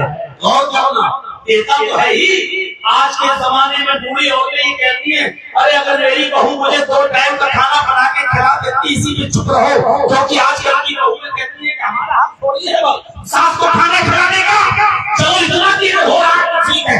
کیا کہا اللہ کے رسول؟ کان کثیر الصیام و کثیر الصوم، روزے دار پڑا ہے لیکن بیوی کو ترجیح دیتا ہے ماں پر، یعنی مجھے مانتا تو ہے لیکن پہلے بیوی کی خدمت کرتا ہے، پہلے بیوی کو سمجھتا ہے بعد میں مجھے سمجھتا ہے، اور یہ چیز میرے مزاج کے خلاف ہے، اس لیے میں اللہ تو اللہ کے رسول نے یہ نہیں کہا کہ اس کی بیوی ہے اس کو نہیں سمجھے گا تو کیا ہوا، ارے تمہیں سمجھ تو رہا ہے، تمہیں کھلا تو رہا، پلا تو رہا، کپڑا دے تو رہا، یہ نہیں کہا، بلکہ یہ کہا کہ اللہ نے واقعی بہت بڑا ظلم کیا۔ جو لوگ اپنی ماں کو ترجیح نہیں دیتے اور اپنی بیوی کو ترجیح دیتے ہیں وہ سن لیں، کتنے بڑے نمازی رہو، کتنے بڑے روزگار رہو، کتنی عبادتیں کرنے والے رہو، کتنی لمبی داڑیاں ہو، کتنے بڑے حاجی اور نمازی ہو، بنے رہو، لیکن اگر بیوی کو، یہ بات بھی ہماری عورتوں کو بہت بری لگ رہی ہوگی، یہ مولوی آج تو لوگ اب تو اپنے آدمیوں کو بہکا دے گا، اب تو یہ اپنی اماں کے بہکاوے میں چلے جائیں گے ساتھ، اتنی یہ بات بھی ان کو گوارا نہیں ہو رہی ہوگی۔ ارے میری ماں بہن بیٹیوں، کل تم بھی تو ساس بنو گی، کل تم بھی تو ماں بنو گی، کل تم بھی اپنے بیٹے کی شادی کرو گی، پھر تمہاری بہو تمہارے ساتھ وہی سلوک کرے جو تم اپنے ساس کے ساتھ کر رہی ہو تو تمہیں کیسا لگے گا؟ اور کما تدین تدان، آپ کی زبان ایک مقولہ ہے کہ جو کرو گے وہ بھرو گے، جیسا دنیا میں تم کرو گے اس کا انجام کو دیکھ کر جاؤ گے۔ میرے بھائی جو اللہ کے نبی نے یہ نہیں کہا کہ نہیں، بلکہ یہی کہا لقمان نے واقعی بہت بڑا ظلم کیا ہے ہمارے اوپر، ٹھیک ہے تم معاف نہیں کر رہی ہے کوئی بات نہیں، تم جاؤ، اور صحابہ سے کہے صحابہ جنگل میں جاؤ، لکڑیاں اکٹھی کر کے لاؤ اور اسی دروازے کے باہر لکڑیاں جمع کرو، اور جب علقمہ مر جائے تو علقمہ کی لاش کو اٹھا کر آگ لگانا لکڑیوں میں اور لاش کو اسی آگ میں ڈال دینا، ماں کے نافرمان کو محمد اپنے قبرستان میں دفن نہیں کرے گا صلی اللہ علیہ وسلم، ماں کے نافرمان کو محمد اپنے قبرستان میں جمع اپنے قبرستان میں جمع نہیں دے گی صلی اللہ علیہ وسلم۔ اور ہم ماں کی نافرمانی کریں اور یہ سوچیں کہ ہم کیا ہماری نمازیں قبول ہو رہی ہوں گی، ہمارے روزے قبول ہو رہے ہوں گے، ہمارے حج قبول ہو رہے ہوں گے، نہیں ہو سکتے۔ تو دو چیزیں، لا تشرک باللہ شیئا اور دوسری چیز بلا تعقن والدیک وان امراک تخرج من اہلک ومالک، اپنے ماں باپ کی نافرمانی مت کرنا، ماں باپ کو بھی فکر ہونی چاہیے اپنی اولاد کی۔ حضرت یوسف علیہ السلام جب بچپنے میں حالت سنی میں کنویں میں پھینک دیے گئے، قافلہ آیا نکالا، مصر کے بازار میں بیچ دیے گئے، بادشاہ مصر نے خرید لیا، بادشاہ مصر کی بیوی پالنے پوسنے لگی، بالغ ہو گئے، جوان ہو گئے، تو مصر کے بادشاہ کی بیوی نے نیت خراب کی، یوسف کو اپنی طرف مائل کرنا چاہا، وہ بچے رہے، مراحل سے گزرنے کے بعد بادشاہ مصر کی بیوی کے قریب میں گئے تو اس نے جھوٹا الزام لگا کر ان کو جیل کے اندر بھیج دیا۔ یوسف علیہ السلام 7 سال تقریباً جیل کے سلاخوں میں بھی رہے، اور پھر اس کے بعد ایک دن معجزہ ہوا اور پھر وہ جیل سے باہر نکلے اور مصر کے بادشاہ بنا دیے گئے، تخت کے تاج کے مالک بن گئے۔ اب سوچئے بچپنے سے لے کر تخت کے مالک بننے تک، حاکم بننے تک، بادشاہ بننے تک کتنے سال کا زمانہ گزر گیا۔ اتنے سال کے بعد یوسف علیہ السلام اپنا کرتا اپنی قمیض قاصد کو دیتے ہیں، قاصد کو اپنے دودھ کو دیتے ہیں، الچی کو دیتے ہیں، اور اپنی اسی بستی کی طرف بھیجتے ہیں کہ جاؤ وہاں یعقوب نام کا ایک بوڑھا آدمی رہ رہا ہے، اس کرتے کو اس قمیض کو یعقوب کو دے دینا۔ یہ نہیں کہا کہ وہ میرا باپ ہے، جاؤ اس کرتے کو اس قمیض کو یعقوب کو دے دینا۔ جب یوسف علیہ السلام بادشاہ بن گئے تو اپنے کسی غلام کو ایک قمیض یہ کرتا دے کر بھیجا اپنا، اور وہ کرتا اور قمیض لے کر جب یعقوب علیہ السلام کے ملک میں آیا، اس کنٹری کے اندر آیا، اور پوچھتے پوچھتے اس نے یعقوب علیہ السلام کا ایڈریس پتا کر لیا۔ جب ایڈریس معلوم کر لیا تو گیا اور کہنے لگا کیا آپ یعقوب ہیں؟ جواب دیا کہ جی میں یعقوب ہوں، آنکھوں کی روشنی جا چکی تھی، پورے ہو چکے تھے، کہنے لگے بیٹا تم کون ہو؟ کہا کہ میں تو کوئی نہیں ہوں، ہاں ایک قمیص ہوں، ایک کرتا لے کر آیا ہوں، یہ کرتا یوسف نے دیا ہے، یوسف سنا ہوا نام ہے، یہ تو میرے بیٹے کا نام تھا۔ انہوں نے اس قمیض کو ہاتھ میں لیا، اس قاصد کے ہاتھ سے اس قمیض کو اپنی ناک سے لگا کر سونگا۔ اس قمیض سے وہی خوشبو آ رہی تھی جو خوشبو کبھی وہ اپنے پیٹوں میں لگایا کرتے تھے، ان کے قمیض کرتوں میں لگایا کرتے تھے۔ کہنے لگے آئے قاصد تم کہاں سے آ رہے ہو؟ جواب دیا مصر سے آ رہا ہوں۔ کہا یہ قمیض تمہیں کس نے دی؟ کہا یہ قمیض مصر کے بادشاہ نے دی، یوسف نے دی ہے۔ کہا کہ تم نے اور کیجیے گا، یعقوب علیہ السلام نے اس قمیض کو سونگ کر پہچان لیا کہ یہ میرے بیٹے یوسف کی قمیض ہے۔ تو پہلا سوال اس قاصد سے یہ کیا کیف ترکت یوسف، تم نے یوسف کو کس حال میں چھوڑا ہے؟ تم نے یوسف کو کس حال میں چھوڑا ہے؟ آئے میرے پاس قمیض لانے والے، آئے میرے پاس کپڑا لانے والے، یوسف کا پیغام پہنچانے والے، یوسف کا کپڑا لے کر آنے والے، یہ بتا کہ یہ کپڑا تم کو یوسف نے دیا، تم نے یوسف کو کس حال میں چھوڑا ہے؟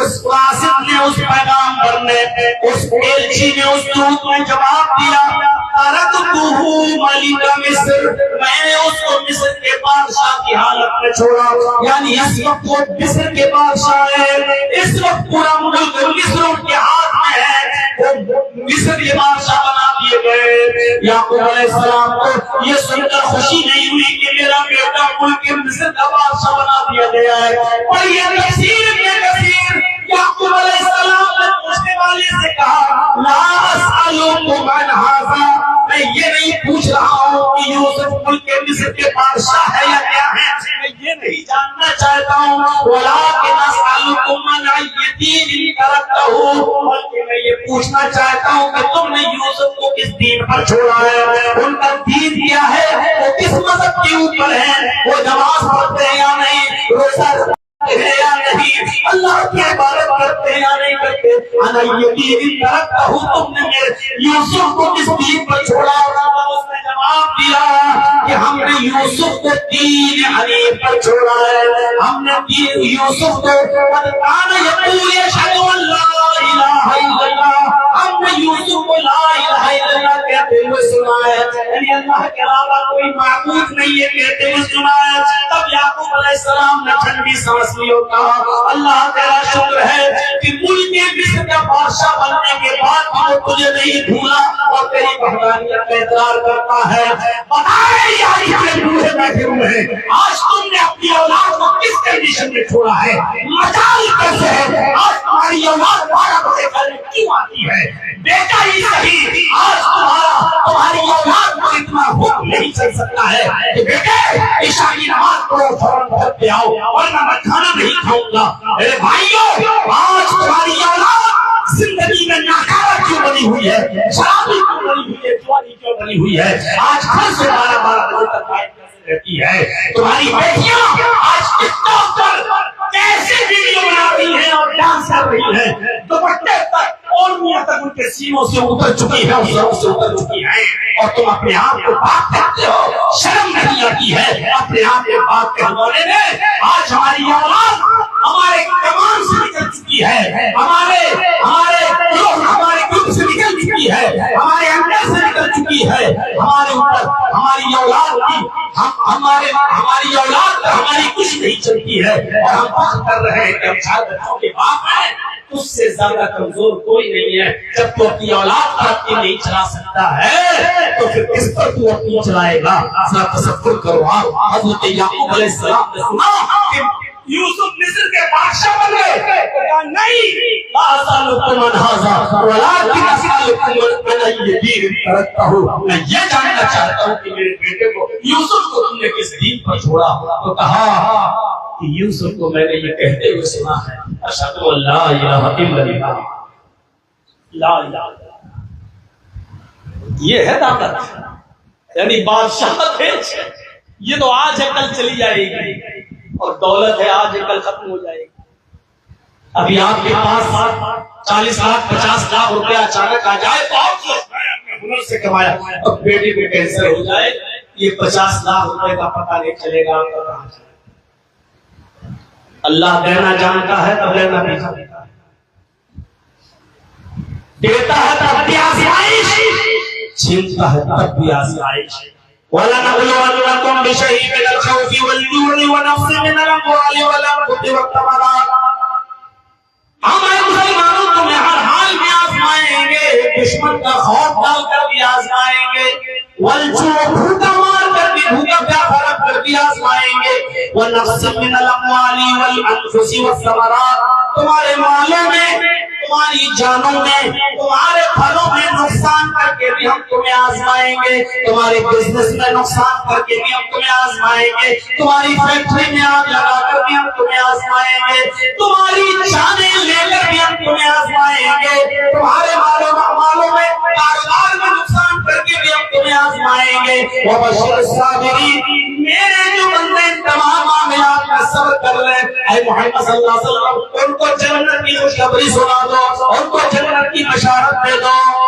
تو یہ دو چیزیں ہو گئی، اور تیسری چیز تذکری طور پر وَلَا تَتْرُكَنَّ صَلَاةً مَكْتُوبَةً مُتَعَمِّدًا فَإِنَّ مَنْ تَرَكَ صَلَاةً مَكْتُوبَةً مُتَعَمِّدًا فَقَدْ بَرِئَتْ مِنْهُ ذِمَّةُ اللَّهِ۔ فرض نماز کبھی مت چھوڑنا، کسی بھی کنڈیشن میں مت چھوڑنا، کیونکہ جو فرض نماز ازلاً جان بوجھ کر چھوڑ دیتا ہے پھر اللہ کی کوئی ذمہ داری اس کے اوپر نہیں رہتی، مرو کٹو کچھ بھی کرو، اللہ کی ذمہ داری اس کے اوپر سے اٹھ جاتی ہے۔ میرے بھائیوں، حضرت عبداللہ ابن عباس سے پوچھو، جب جنگ کرتے کرتے قلعہ قیصر کو حاصل کرنے کے لیے تھوڑا سا وقت رہ جاتا ہے، بخاری پڑھیے، قلعہ قیصر کو حاصل کرنے کے لیے تھوڑا سا وقت رہ جاتا ہے کہ فجر کی اذان کی آواز آنے لگتی ہے، اب باتیں ہونے لگتی ہیں، یہ قلعے تک پہنچ گئے ہیں، اب اذان ہو گئی ہے، اگر ہم نماز پڑھتے ہیں تو کافر قلعے پر آ جائیں گے اور جیتا ہوا قلعہ ہم ہار جائیں گے، اس قلعے پر ہمیں اسلام کا جھنڈا لے رہنا ہے، اگر ہم نماز پڑھنے میں اپنا ٹائم لگاتے ہیں تو کافر اس قلعے پر حملہ کر دیں گے اور پھر اس پر اپنا جھنڈا گاڑ دیں گے، اور اگر ہم نماز نہیں پڑھتے ہیں تو اس قلعے تک پہنچنے میں زیادہ ٹائم نہیں، آخری آنکھوں میں اشارہ ہوتا ہے نماز بعد میں پڑھ لیں گے، پہلے قلعے پر جھنڈا لہرا دو۔ یہ لوگ اس قلعے پر جب جھنڈا لہرانے لگتے ہیں، قلعہ تو حاصل کر لیا، رات پر لڑی ہوئی جنگ کے بعد قلعہ تو حاصل کر لیا اور قلعے پر محمد رسول اللہ کا پرچم تو لہرا دیا، لیکن جب قلعے پر جھنڈا لہرا رہے تھے اس وقت سورج نکل رہا تھا، فجر کی نماز جنگ کرنے والے، جہاد کرنے والے صحابہ نہیں پڑھ سکے، پھر جلدی سے انہوں نے تیمم کیا اور سورج نکلنے کے بعد انہوں نے فجر کی نماز ادا کی۔ حضرت عبداللہ ابن عباس جب سجدے میں جاتے ہیں اتنا روتے ہیں کہ سجدے میں ان کی آنکھوں کے آنسوؤں سے زمین پر ہو جاتی ہے، جب سجدے سے جب اٹھاتے ہیں تو لوگوں نے کہا بولنا اتنا روئے ہو، کہنے لگے جب سے ہاتھوں نے محمد رسول اللہ صلی اللہ علیہ وسلم کے ہاتھوں کو چھوا ہے، جب سے میرے ہاتھوں نے محمد رسول اللہ کے ہاتھ پر ہاتھ رکھ کر بیٹھ دی ہے، اس دن سے لے کر آج تک میری ایک بھی فجر کی نماز قضا نہیں ہوئی ہے۔ آج یہ پہلی نماز ہے جو جہاد کے لیے بھی یہ پہلی فجر ہے جو آج قضا ہو رہی ہے، جس کو میں سورج نکلنے کے بعد پڑھ رہا ہوں۔ اگر مجھ سے میرا سارا کا سارا مال چھین لیا جاتا، میرے کاروباروں میں، گھر و مکان میں آگ لگا دی جاتی تو مجھے اتنا افسوس نہیں ہوتا جتنا افسوس مجھے ایک وقت کی فجر کی نماز کے قضا ہونے کا ہو رہا ہے۔ نوجوانوں، اس واقعے کی روشنی میں ذرا ہم اپنے غریبانوں میں جھانک کر دیکھیں اور سوچیں کہ ہم اور آپ زندہ رہنے کے لائق ہیں یا نہیں، اور زندہ ہے تو مسلمان کہنے کے لائق ہے یا نہیں۔ ذرا تصور کریں، وہ کہتے ہیں کہ جب سے میں نے آیات رسول اللہ صلی اللہ علیہ وسلم، جس دن سے میں نے اللہ کے رسول صلی اللہ علیہ وسلم کے ہاتھ پر ہاتھ رکھ کر بیعت کی ہے، اس دن سے لے کر اب تک یہ میری پہلی نماز ہے جو قضا ہو رہی ہے، آج تک میری کوئی نماز قضا نہیں ہوئی۔ مجھ سے میرا پورا خاندان چھن جاتا، دنیا و مافیا ساری دنیا مجھ سے لے لی جاتی، کوئی اتنا افسوس نہیں ہوتا جتنا افسوس فجر کی فرض نماز کے چھوٹنے کا ہو رہا ہے، جبکہ مجبوری میں چھوٹی تھی، وہ بھی جہاد کے لیے، جنگ کے لیے، سونے میں نہیں اور کسی وجہ سے نہیں، وہ بھی جہاد کر رہے تھے، وہ بھی دین کا کام تھا، لیکن بھی افسوس کر رہے ہیں۔ ہم ذرا اپنے غریبانوں میں جھانک کر دیکھیں، سن لو جلسہ ہو گیا ہے، اگلے سال تقریر سے متاثر ہو کر پھر بلوا لینا، پھر تقریر ہوگی، لیکن تقریر کامیاب ہے یا نہیں، جلسہ کامیاب ہے یا نہیں، یہ آپ کے محلے کی مسجد صبح بتائے گی، آپ کی مسجد صبح جواب دے گی کہ جلسہ کتنے پرسنٹ کامیاب ہوا اور کتنا پرسنٹ کامیاب نہیں ہوا۔ اگر روزانہ سے زیادہ لوگ آئے اور مسجد رمضان کی طرح بھری رہی تو سمجھو کہ جلسہ کامیاب، اور اگر مسجد پہلے کی طرح رمضان کی طرح نہیں بھری اور روزانہ سے بھی کم لوگ آئے تو سن لو آپ نے کوئی ثواب نہیں کمایا، آپ آنکھیں کھولی ہے یہاں آ کر، آپ کو کوئی ثواب نہیں ملے گا، نہ جلسہ کرنے کا، نہ کرانے کا، نہ سننے کا، نہ سنانے کا۔ میرے پیارے ساتھیوں، اس لیے ہمیں آپ کو مسجدوں سے سوال کرنا چاہیے اور مسجد جواب دے گی کہ جلسہ کتنا کامیاب ہوا ہے، کتنے کامیاب ہوا ہے جلسہ کرا کر۔ یہ صبح فجر کی نماز کی مسجد میں جواب دے گی۔ حضرت عمر فاروق رضی اللہ تعالیٰ عنہ فجر کی نماز میں تھے اور ابو لولو نے نیزہ مارا، پیٹ پھٹ گیا، خون بہنے لگا اور زمین کے اوپر گر گئے۔ جب ہوش آیا تو انہوں نے اپنے آپ کو ایک کمرے میں پایا، لوگوں سے پوچھا کہ میں نے نماز پڑھ لی، جواب دیا بھی نہیں۔ جلدی سے وضو بنایا اور نماز پڑھنے لگے، اور نماز پڑھنے کے بعد فارغ ہوئے۔ جانتے ہو کھڑے ہو کر اس کنڈیشن میں بھی انہوں نے نماز پڑھی، جبکہ پیٹ اتنا پھٹ گیا تھا، یہاں نیزہ مارا ناف میں، نابھی میں، ناف میں، اور جب نکالا تو یہاں شرمگاہ تک پھٹ گیا پیٹ۔ کھانا کھاتے تھے، دودھ پیٹ سے نکل جاتا تھا۔ پڑھیے موقع امام مالک، جب دودھ پیتے تھے منہ سے تو پیٹ سے نکل جاتا تھا، شہد کھاتے تھے منہ سے تو پیٹ سے نکل جاتا تھا، پانی پیتے تھے منہ سے تو پیٹ سے نکل جاتا تھا۔ اور کسی نے پوچھ لیا امیر المومنین آپ کی کنڈیشن تو یہ ہے کہ پیٹ پھٹ گیا، کھانا پانی دودھ شہد اور پانی پیٹ سے نکل رہا ہے، لیکن اس کنڈیشن میں بھی آپ نے کپڑا پیٹ پہ باندھ کے نماز پڑھ لی۔ لیکن اگر بعد میں آنے والے لوگ اس کنڈیشن میں اگر نماز چھوڑ دیں تو ان کے اوپر کوئی گناہ ہے، ان کے اوپر کوئی عذاب ہے۔ اس کنڈیشن میں کہ اگر ان کا پیٹ پھٹ جائے اور وہ نماز نہ پڑھ پائیں، چھوڑ دیں، تو ان کے بارے میں آپ کیا کہتے ہیں؟ حضرت عمر فاروق نے فرمایا کہ ان کو اس کنڈیشن میں بھی نماز پڑھنا پڑے گی، اگر ان کو ہوش ہے تو ان کو اس کنڈیشن میں بھی نماز پڑھنا پڑے گی۔ پوچھنے والے نے پوچھا، میں یہ نہیں کہہ رہا ہوں کہ نماز پڑھنا پڑے گی یا نہیں، اگر کسی کا پیٹ پھٹ جائے، کھانا پانی دودھ شہد سب پیٹ سے نکلنے لگے تو اگر وہ نماز چھوڑ دے تو اس کا کیا حکم ہے؟ حضرت عمر نے کہا اگر اس کنڈیشن میں بھی وہ نماز چھوڑ دیتا ہے تو لا حظ فی الاسلام لمن ترک الصلاۃ۔ امام مالک کے الفاظ ہیں، ایسا شخص اسلام کے اندر اس کا کوئی حصہ نہیں ہے، اسلام کے اندر اس کا کوئی پارٹ نہیں ہے، وہ مسلمان ہی نہیں ہے۔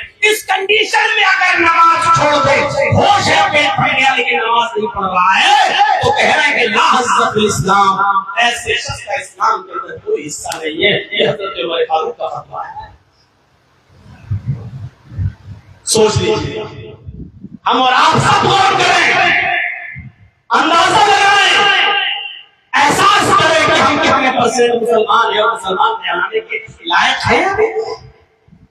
چوتھی چیز پر آئیے، ولا تشربن خمرا فإنه رأس كل فاحشة، شراب کبھی مت پینا اس لیے کہ یہ ہر برائی کی جڑ ہے۔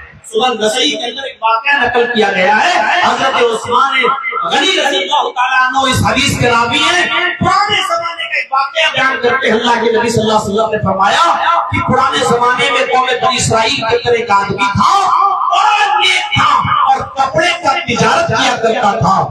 اسی کے زمانے میں اسی علاقے کی ایک عورت بیوہ تھی، بڑے امیر تھی، دولت مند تھی اور بیوہ تھی، اس کا شوہر مر چکا تھا۔ وہ اپنی نوکرانیوں سے، اپنی خادماؤں سے، نوکرانیوں سے نوجوان لڑکوں کو بلواتی تھی اور ان کے ساتھ غلط کام کرتی تھی۔ ایک بار اس کو پتا چلا کہ کپڑا بیچنے والا ایک بہت خوبصورت نوجوان یہاں سے نکلتا ہے، تو اس نے اپنی نوکرانی سے کہا کہ اس نوجوان کو کسی طریقے سے ہمارے پاس لے کر آؤ۔ وہ نیک عبادت گزار آدمی، اس کو بڑا خوبصورت تھا وہ نوجوان، کپڑا بیچا کرتا تھا اپنے سر پر لا کر، گلی گلی محلے محلے کوچے کوچے۔ تو نوکرانی نے کہا کہ میری مالکن آپ سے کچھ کپڑے خریدنا چاہتی ہیں اور وہ بہت پردہ کرتی ہے، اس لیے وہ یہاں نہیں آ سکتی، گھر پہ چلیے اور آپ ان کو کپڑا دکھائیے، ہو سکتا ہے کہ وہ سارا ہی کپڑا آپ کا خرید لیں۔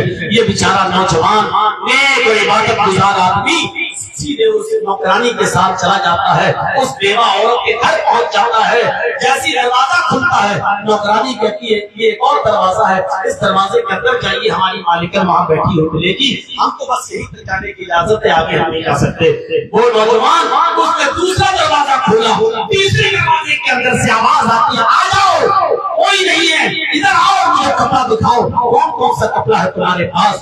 تیسرا دروازہ بھی جب یہ نوجوان کھولتا ہے جو بڑا عبادت گزار ہے، تو کیا دیکھتا ہے، بڑی خوبصورت حسین و جمیل عورت سیکسی کپڑوں میں بیٹھی ہوئی ہے اور کہتی ہے لاؤ دکھاؤ کون سا کپڑا ہے تمہارے پاس، اور یہ کپڑا کھول کھول کے دکھانے لگتے ہیں۔ تو اس نے کپڑا سمیٹ کے کہا یہ یہاں رکھ دو مان کر، یہ سارا کپڑا تو میں نے لے لیا ہے تمہارا، جتنا پیسہ تمہیں چاہیے میں دے دوں گی، لیکن اس کے باوجود میری خواہش پوری کرو۔ ادنو منی، سورہ نسائی کے الفاظ ہیں، اس عورت نے کہا ادنو منی، آؤ میرے قریب آؤ اور میری خواہش پوری کرو، اگر تم نے میری خواہش پوری کر دی تو میں تمہیں اور خوش کر دوں گی، اتنا تمہیں دوں گی کہ تم زندگی بھر بیٹھ کے کھاتے رہو گے۔ اس نوجوان عبادت گزار نے کہا اللہ کی پناہ، یہ سب کام اچھا نہیں ہے۔ یہ لگے اس کو بات و نصیحت کرنے کے لیے، مولانا جرجیز کی طرح سمجھانے کے لیے، جنا بہت بری چیز ہے، یہ ہے وہ ہے، اللہ تعالیٰ کے عذاب کے فرشتے ایسا عذاب دیں گے جہنم میں یہ ہوگا، قبر میں یہ ہوگا، لگے اس کے سامنے قبضے کرنے کے لیے۔ لیکن اس کے اوپر زنا کا بھوت سوار تھا، اور جس کے اوپر بھوت سوار ہو وہ کیا ہی تبلیغ اثر کرے گی۔ تبلیغ کی تو موقع واردات دیکھ کر کرنی چاہیے، موقع وہاں دیکھ کے کرنی چاہیے۔ اب اسٹیشن پر گاڑی آ رہی ہو، وہاں جا کے کھڑے ہو کے کہنے لگو اللہ کی عبادت کرو، روزہ رکھو، نماز، تو وہاں تو آدمی مارے گا ہی، گھنٹے گا ہی۔ تو ہر چیز کا ایک موقع محل ہوتا ہے۔ اب تم وہاں تبلیغ کر رہے ہو جہاں وہ عورت تم کو برے کام کے لیے بلا رہی ہے۔ انہوں نے بہت سمجھایا لیکن اس کے اوپر کوئی اثر نہیں ہوا۔ اس نے کہا بھائی میں تمہیں، اور یہ بھی سمجھ لیا کہ اب جانے کا کوئی راستہ نہیں ہے، تو کہنے لگی پھر 3 آپشن ہے تمہارے پاس، کوئی ایک تو تمہیں کرنا پڑے گا۔ اب یہ سوچنے لگے کہ سب سے کم والا دیکھوں کون سا ہے۔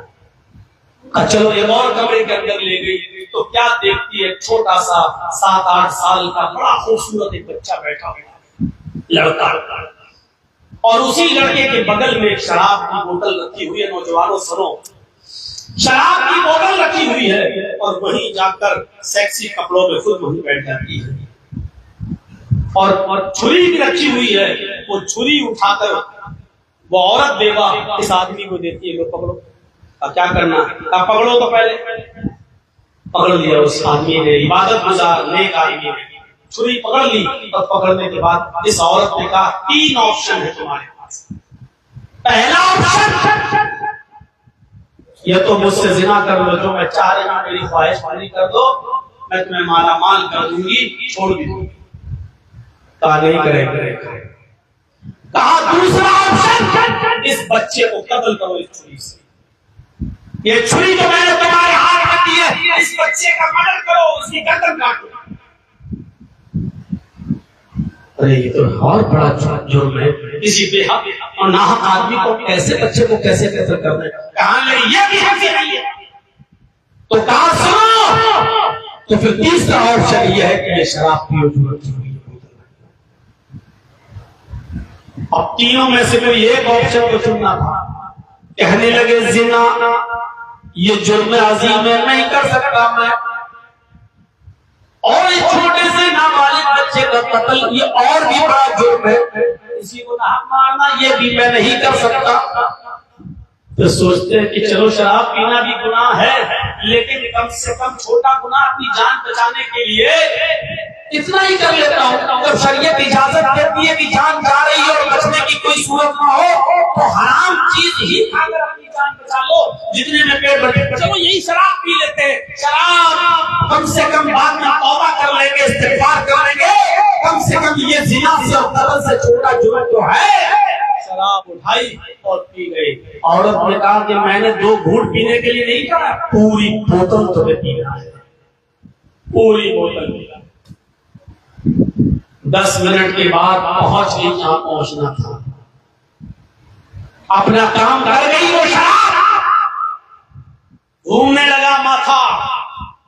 اب شراب کے نشے میں اس عورت نے کہا کہ آپ اس بچے کو قتل کرو۔ اب شراب تو عقل کو خراب کر ہی دیتی ہے، عقل کو ڈھانپ دیتی ہے۔ اس نوجوان نے عبادت گزار آدمی نے شراب کے نشے میں اس بچے کا قتل بھی کیا۔ پھر اس نے اس آدمی کو کھینچا، نوجوان کو اپنے اوپر، اور شراب کے نشے میں ان سے زنا بھی کر لیا۔ اس نوجوان نے اس عورت سے زنا بھی کر لیا، اور اس کے بعد اس نے دھکا دے کر گھر سے باہر نکال کے ان کو باہر پھینکوا دیا۔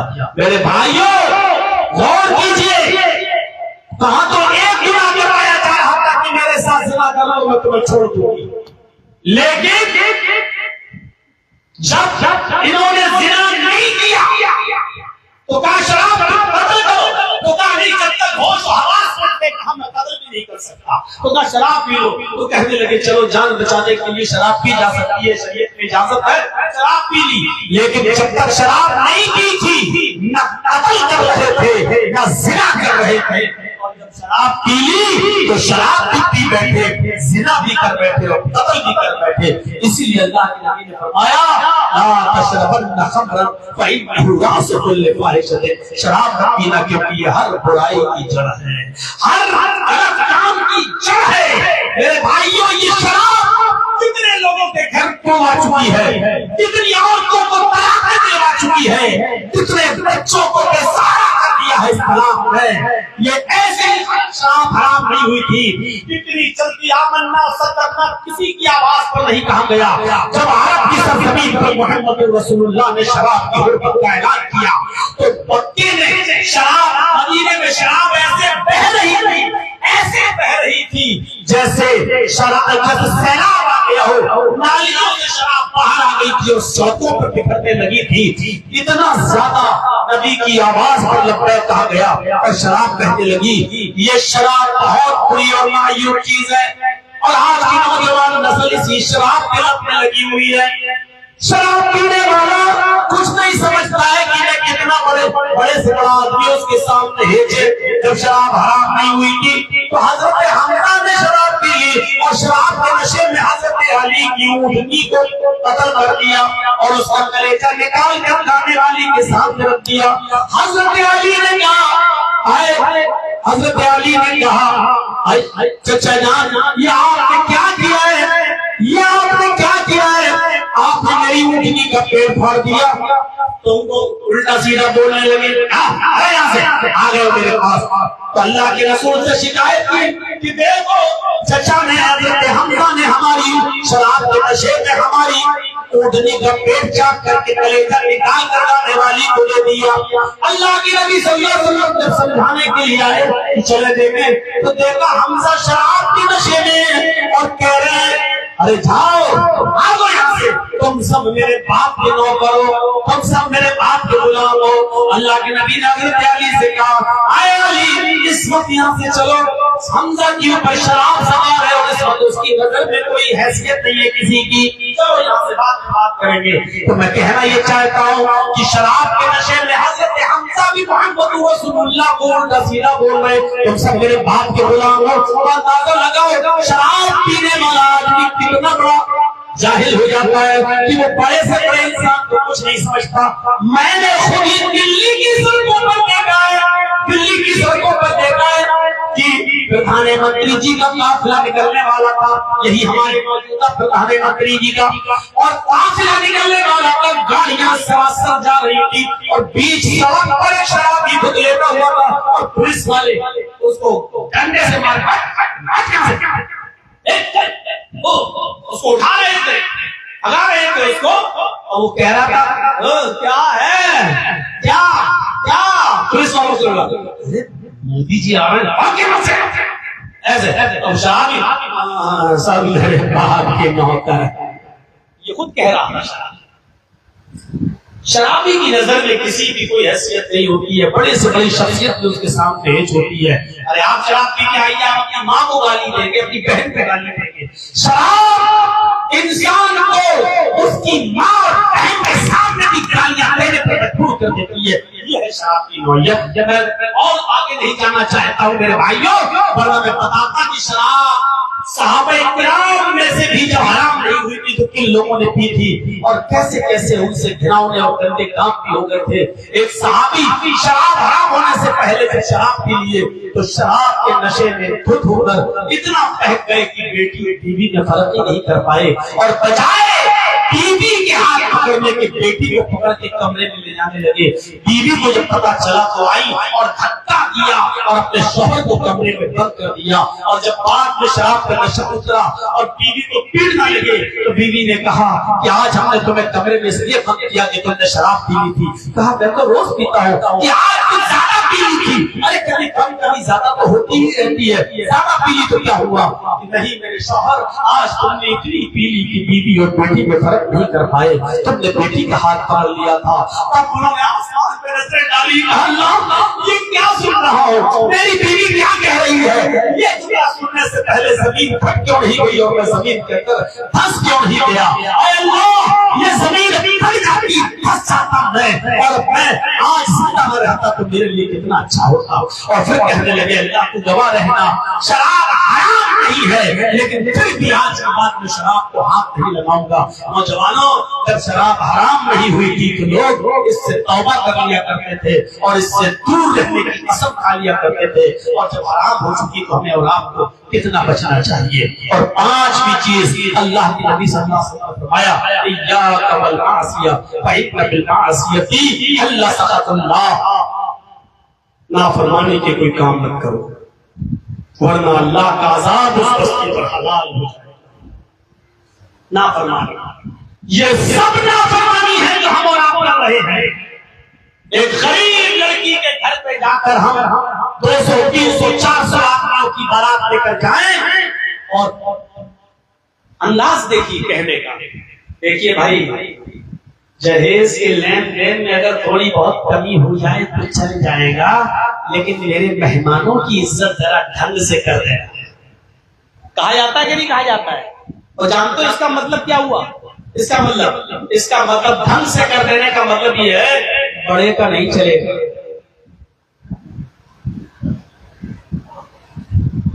مٹن ہونا چاہیے اور چکن ہونا چاہیے اور فش بھی ہونا چاہیے. اور اب تو ایک اور سسٹم چلنے لگا ہے جس کو بولتے ہیں بفے سسٹم. آپ کے علاقے میں ہے کھڑے ہو کر کھانا کھانے والا رواج, شہروں میں ہے, ہمارے اٹاوا میں ہے, لکھنؤ میں بھی چلتا ہے, اب تو گاؤں دیہاتوں میں بھی گھس چکا ہے.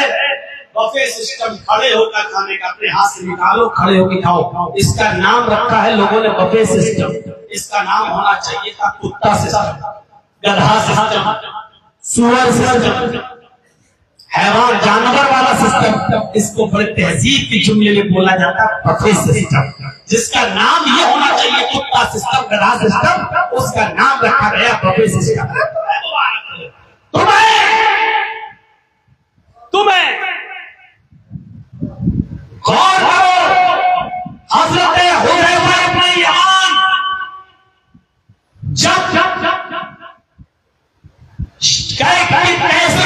بادشاہ سے ملے ایران زمین پر اور کھانا کھا رہے تھے ان کی آنکھ زمین پر ایک روٹی کا لقمہ گر گیا تو انہوں نے زمین سے اٹھا کر اور مٹی کو صاف کر کے اس لقمے کو کھایا. حذیفہ ابن یمان نے تو ربیع ابن عامر ایسے ہاتھ مار کے کہنے لگے ایسا مت کرو, زمین سے اٹھا کے مت کھاؤ. تو انہوں نے کہا کیوں لماذا کیوں؟ ارے ہم ایران میں آئے ہوئے ہیں, یہ لوگ زمین کا پڑا ہوا کھانا اٹھا کر کھانے والے نہیں ہیں, زمین پہ گر جاتا اس کو پھینک دیتے ہیں, تو کیوں اٹھا رہے ہو؟ تو حضرت حذیفہ ابن یمان نے اس کو اور ان کی آنکھوں کے سامنے سے صاف کیا اور پھر کھایا، اور کھاتے ہوئے بادشاہ کے سامنے، کسریٰ کے سامنے کہہ رہے ہیں حذیفہ ابن یمان ربیع ابن عامر سے، کیوں چھوڑ دوں؟ أَأَتْرُكُ سُنَّةَ رَسُولِ اللَّهِ صلی اللہ علیہ وسلم هَؤُلَاءِ الْحُمَقَاء، کیا میں ان پاگل اور ان بے وقوفوں کی وجہ سے رسول اللہ کی سنت پر عمل کرنا چھوڑ دوں؟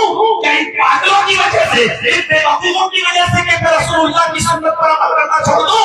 میں نے اللہ کے رسول کو دیکھا ہے کہ وہ کھانا کھاتے تھے اور لقمہ زمین پہ گر جاتا تھا، اس کو اٹھاتے تھے اور صاف کر کے کھا لیتے تھے۔ کیا میں اس پاگل اور اس بے وقوف بادشاہ کی ٹکر میں کیا میں سنت رسول اللہ پر کرنا چھوڑ دوں؟ بادشاہ کے منہ پہ کہہ رہے ہیں۔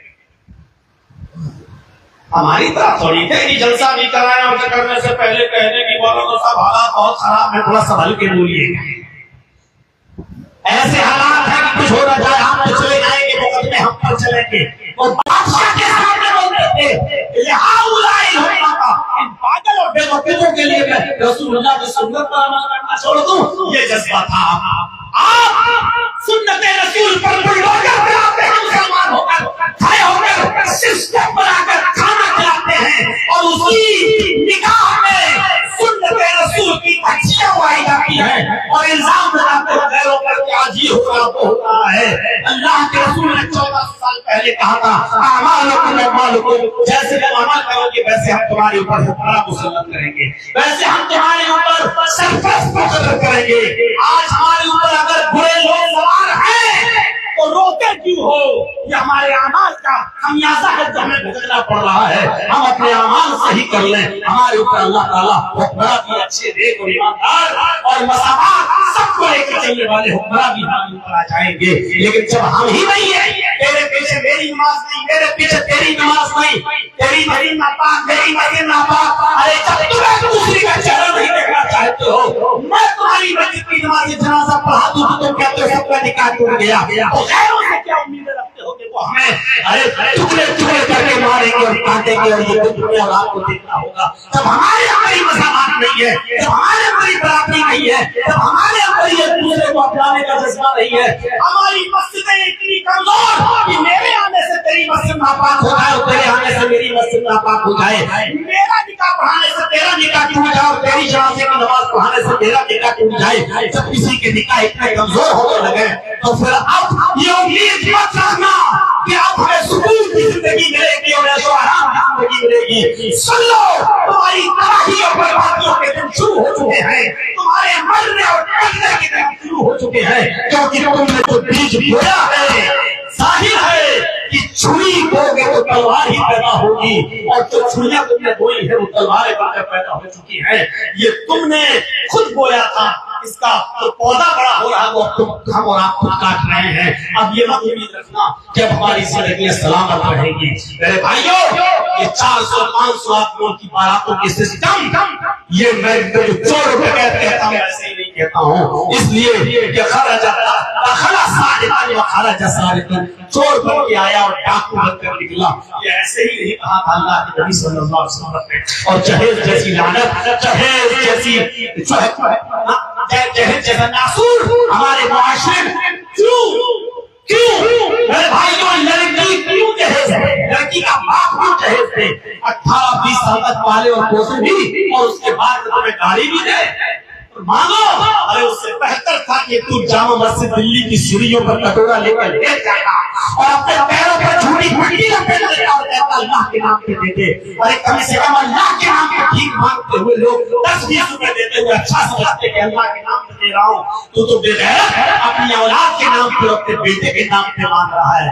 دکان چاہیے، گاڑی چاہیے، بیٹے کے نام پہ مانگ رہا ہے۔ فیصلہ کرو کہ دونوں میں انٹرنیشنل بھکاری کون ہے، جو اللہ کے نام پہ مانگے وہ، یا جو اپنے بیٹے کے نام پہ مانگے وہ، جو 5-10 روپے کی بھیک مانگے وہ، یا جو گاڑی مانگے، آگے مانگے، نوکری کے لیے 10 روپیہ مانگے وہ۔ فیصلہ کرو، چرچز کی نظر میں یہ بھکاری انٹرنیشنل بھکاری وہ ہے جو اپاچے مانگتا ہے، ہیرو ہونڈا مانگتا ہے، یاما مانگتا ہے، فارچونر مانگتا ہے، اور ماروتی سوئفٹ مانگتا ہے، ڈیزائر مانگتا ہے۔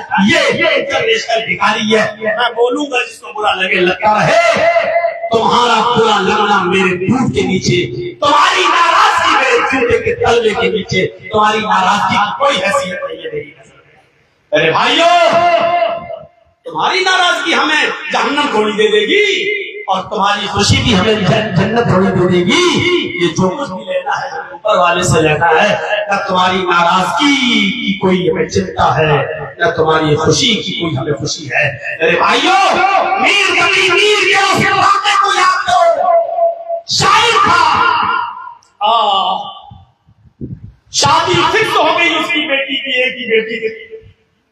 सोचता था डोली सज जाएगी, चली जाएगी, विदा हो जाएगी, हम लोग फारिग हो जाएंगे। और एक महीना जब शादी में रह गया तो होने वाले दामाद ने एक लिस्ट बना दी, मीर तकी मीर को लो, ये दो, ये दो, ये दो, ये दो।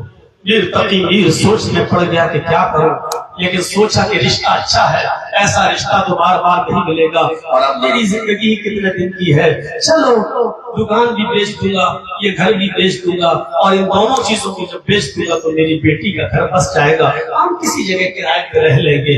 मेरे भाइयों, उसने चुपके से दुकान बेच दी और उस लड़के की जहेज की डिमांड को पूरा कर दिया, लेकिन जहेज का सामान पूरा नहीं हो पाया तो उसने अपना मकान भी बेच दिया।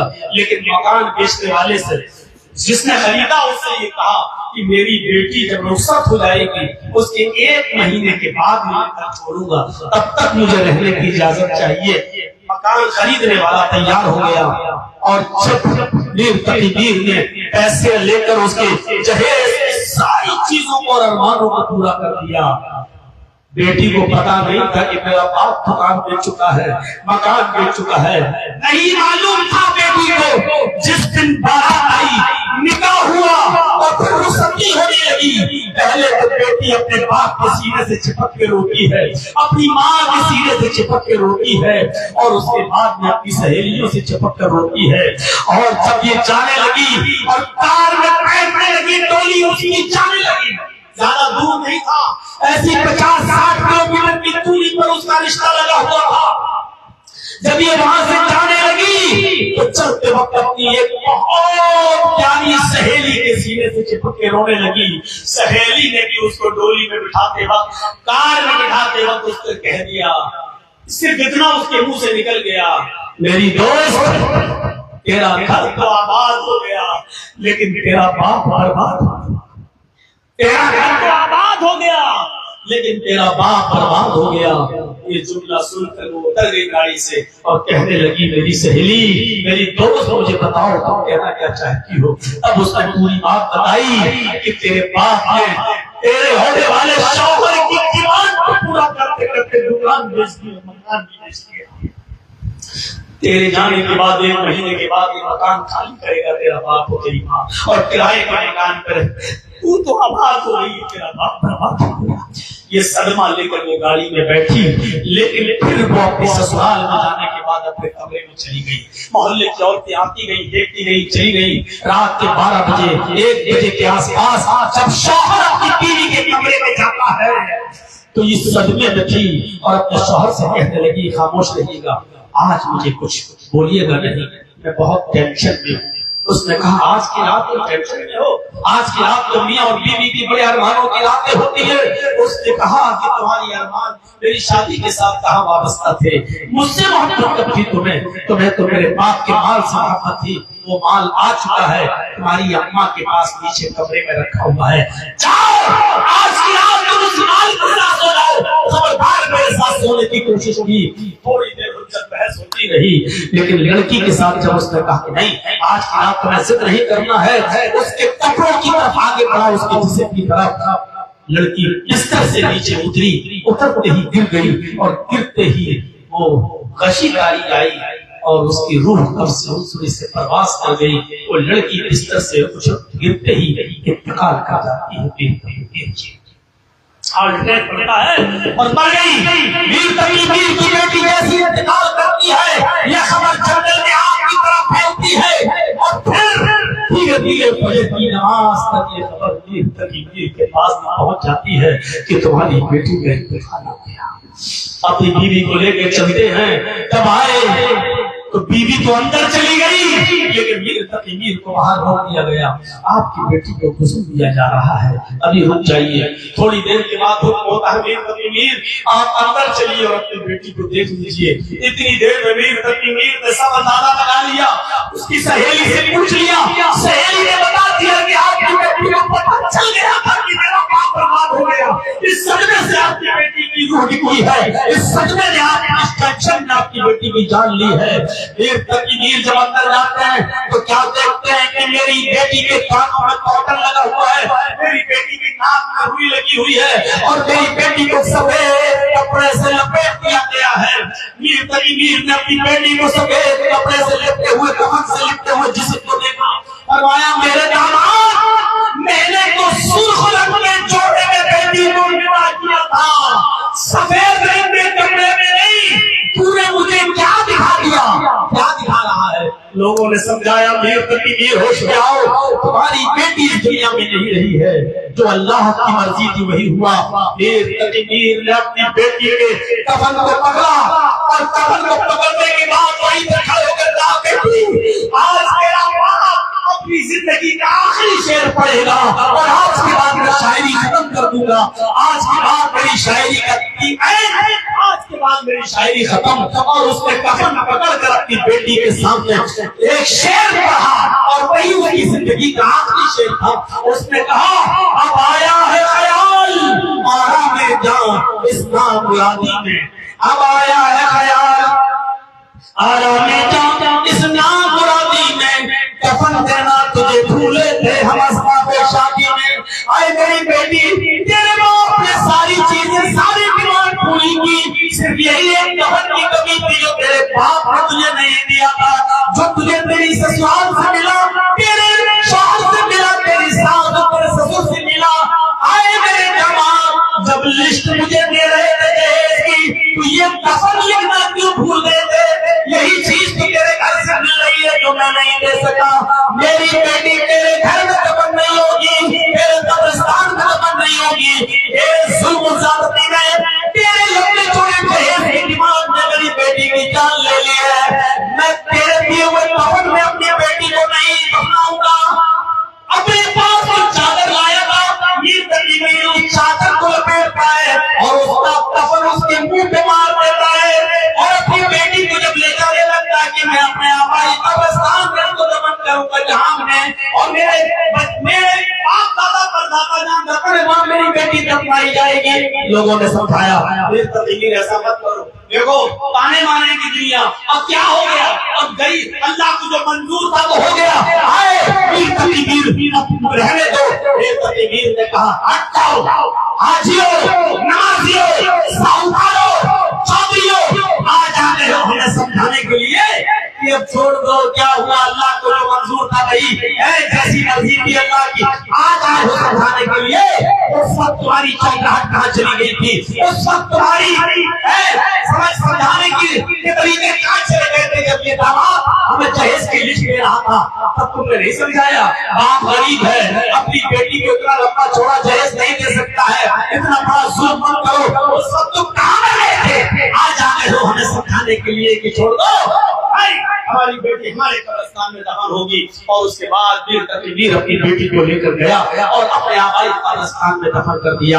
اگر جہیز پر کنٹرول نہیں کیا گیا, جہیز کو معاشرہ و سماج سے ختم نہیں کیا گیا تو میر تقی میر کی طرح بھی اور بیٹیاں پیدا ہوں گی جو اتنا لمبا چھوڑا جہیز نہ دینے کی وجہ سے یا تو خودکشی کر لیں گی یا ماری جائیں گی یا مرنے پر مجبور کر دی جائیں گی. اس لیے میرے بھائیوں معاشرے سے سماج سے جہیز کی لعنت کو ختم کریے. یہی چند باتیں مجھے آپ کے سامنے رکھنا تھی اور مجھے 1.5 گھنٹے سے زیادہ بولتے ہوئے ہو گیا. میرے بھائیوں ہم اللہ تبارک و تعالیٰ سے دعا کرتے ہیں کہ ہمارے الہ ہماری خطاؤں کو معاف فرما دے, ہمارے گناہوں کو بخش دے, ہم جميع مسلمانوں پر رحم فرما, ہمارے معاشرے کی اصلاح فرما, شرک سے ہمیں نجات عطا فرما. الہ العالمین ہمیں 5 وقت نمازی بنا دے, والدین کی خدمت کرنے کی توفیق عطا فرما, شراب نوشی سے ہمارے معاشرے کو پاک و صاف فرما دے, معصیت اور گناہوں کے ہر کام کو چھوڑنے کی ہمیں توفیق عطا فرما. جب تک تو ہمیں زندہ اسلام پر زندہ رکھنا، اور جب ہمارا خاتمہ ہو تو ایمان پر ہمارا خاتمہ فرمانا۔ وما علینا الا البلاغ المبین، وآخر دعوانا الحمد للہ رب العالمین۔ السلام علیکم ورحمۃ اللہ وبرکاتہ۔ بڑے ہی ادب سے گزارش ہے آپ حضرات سے کہ جو لوگ موبائل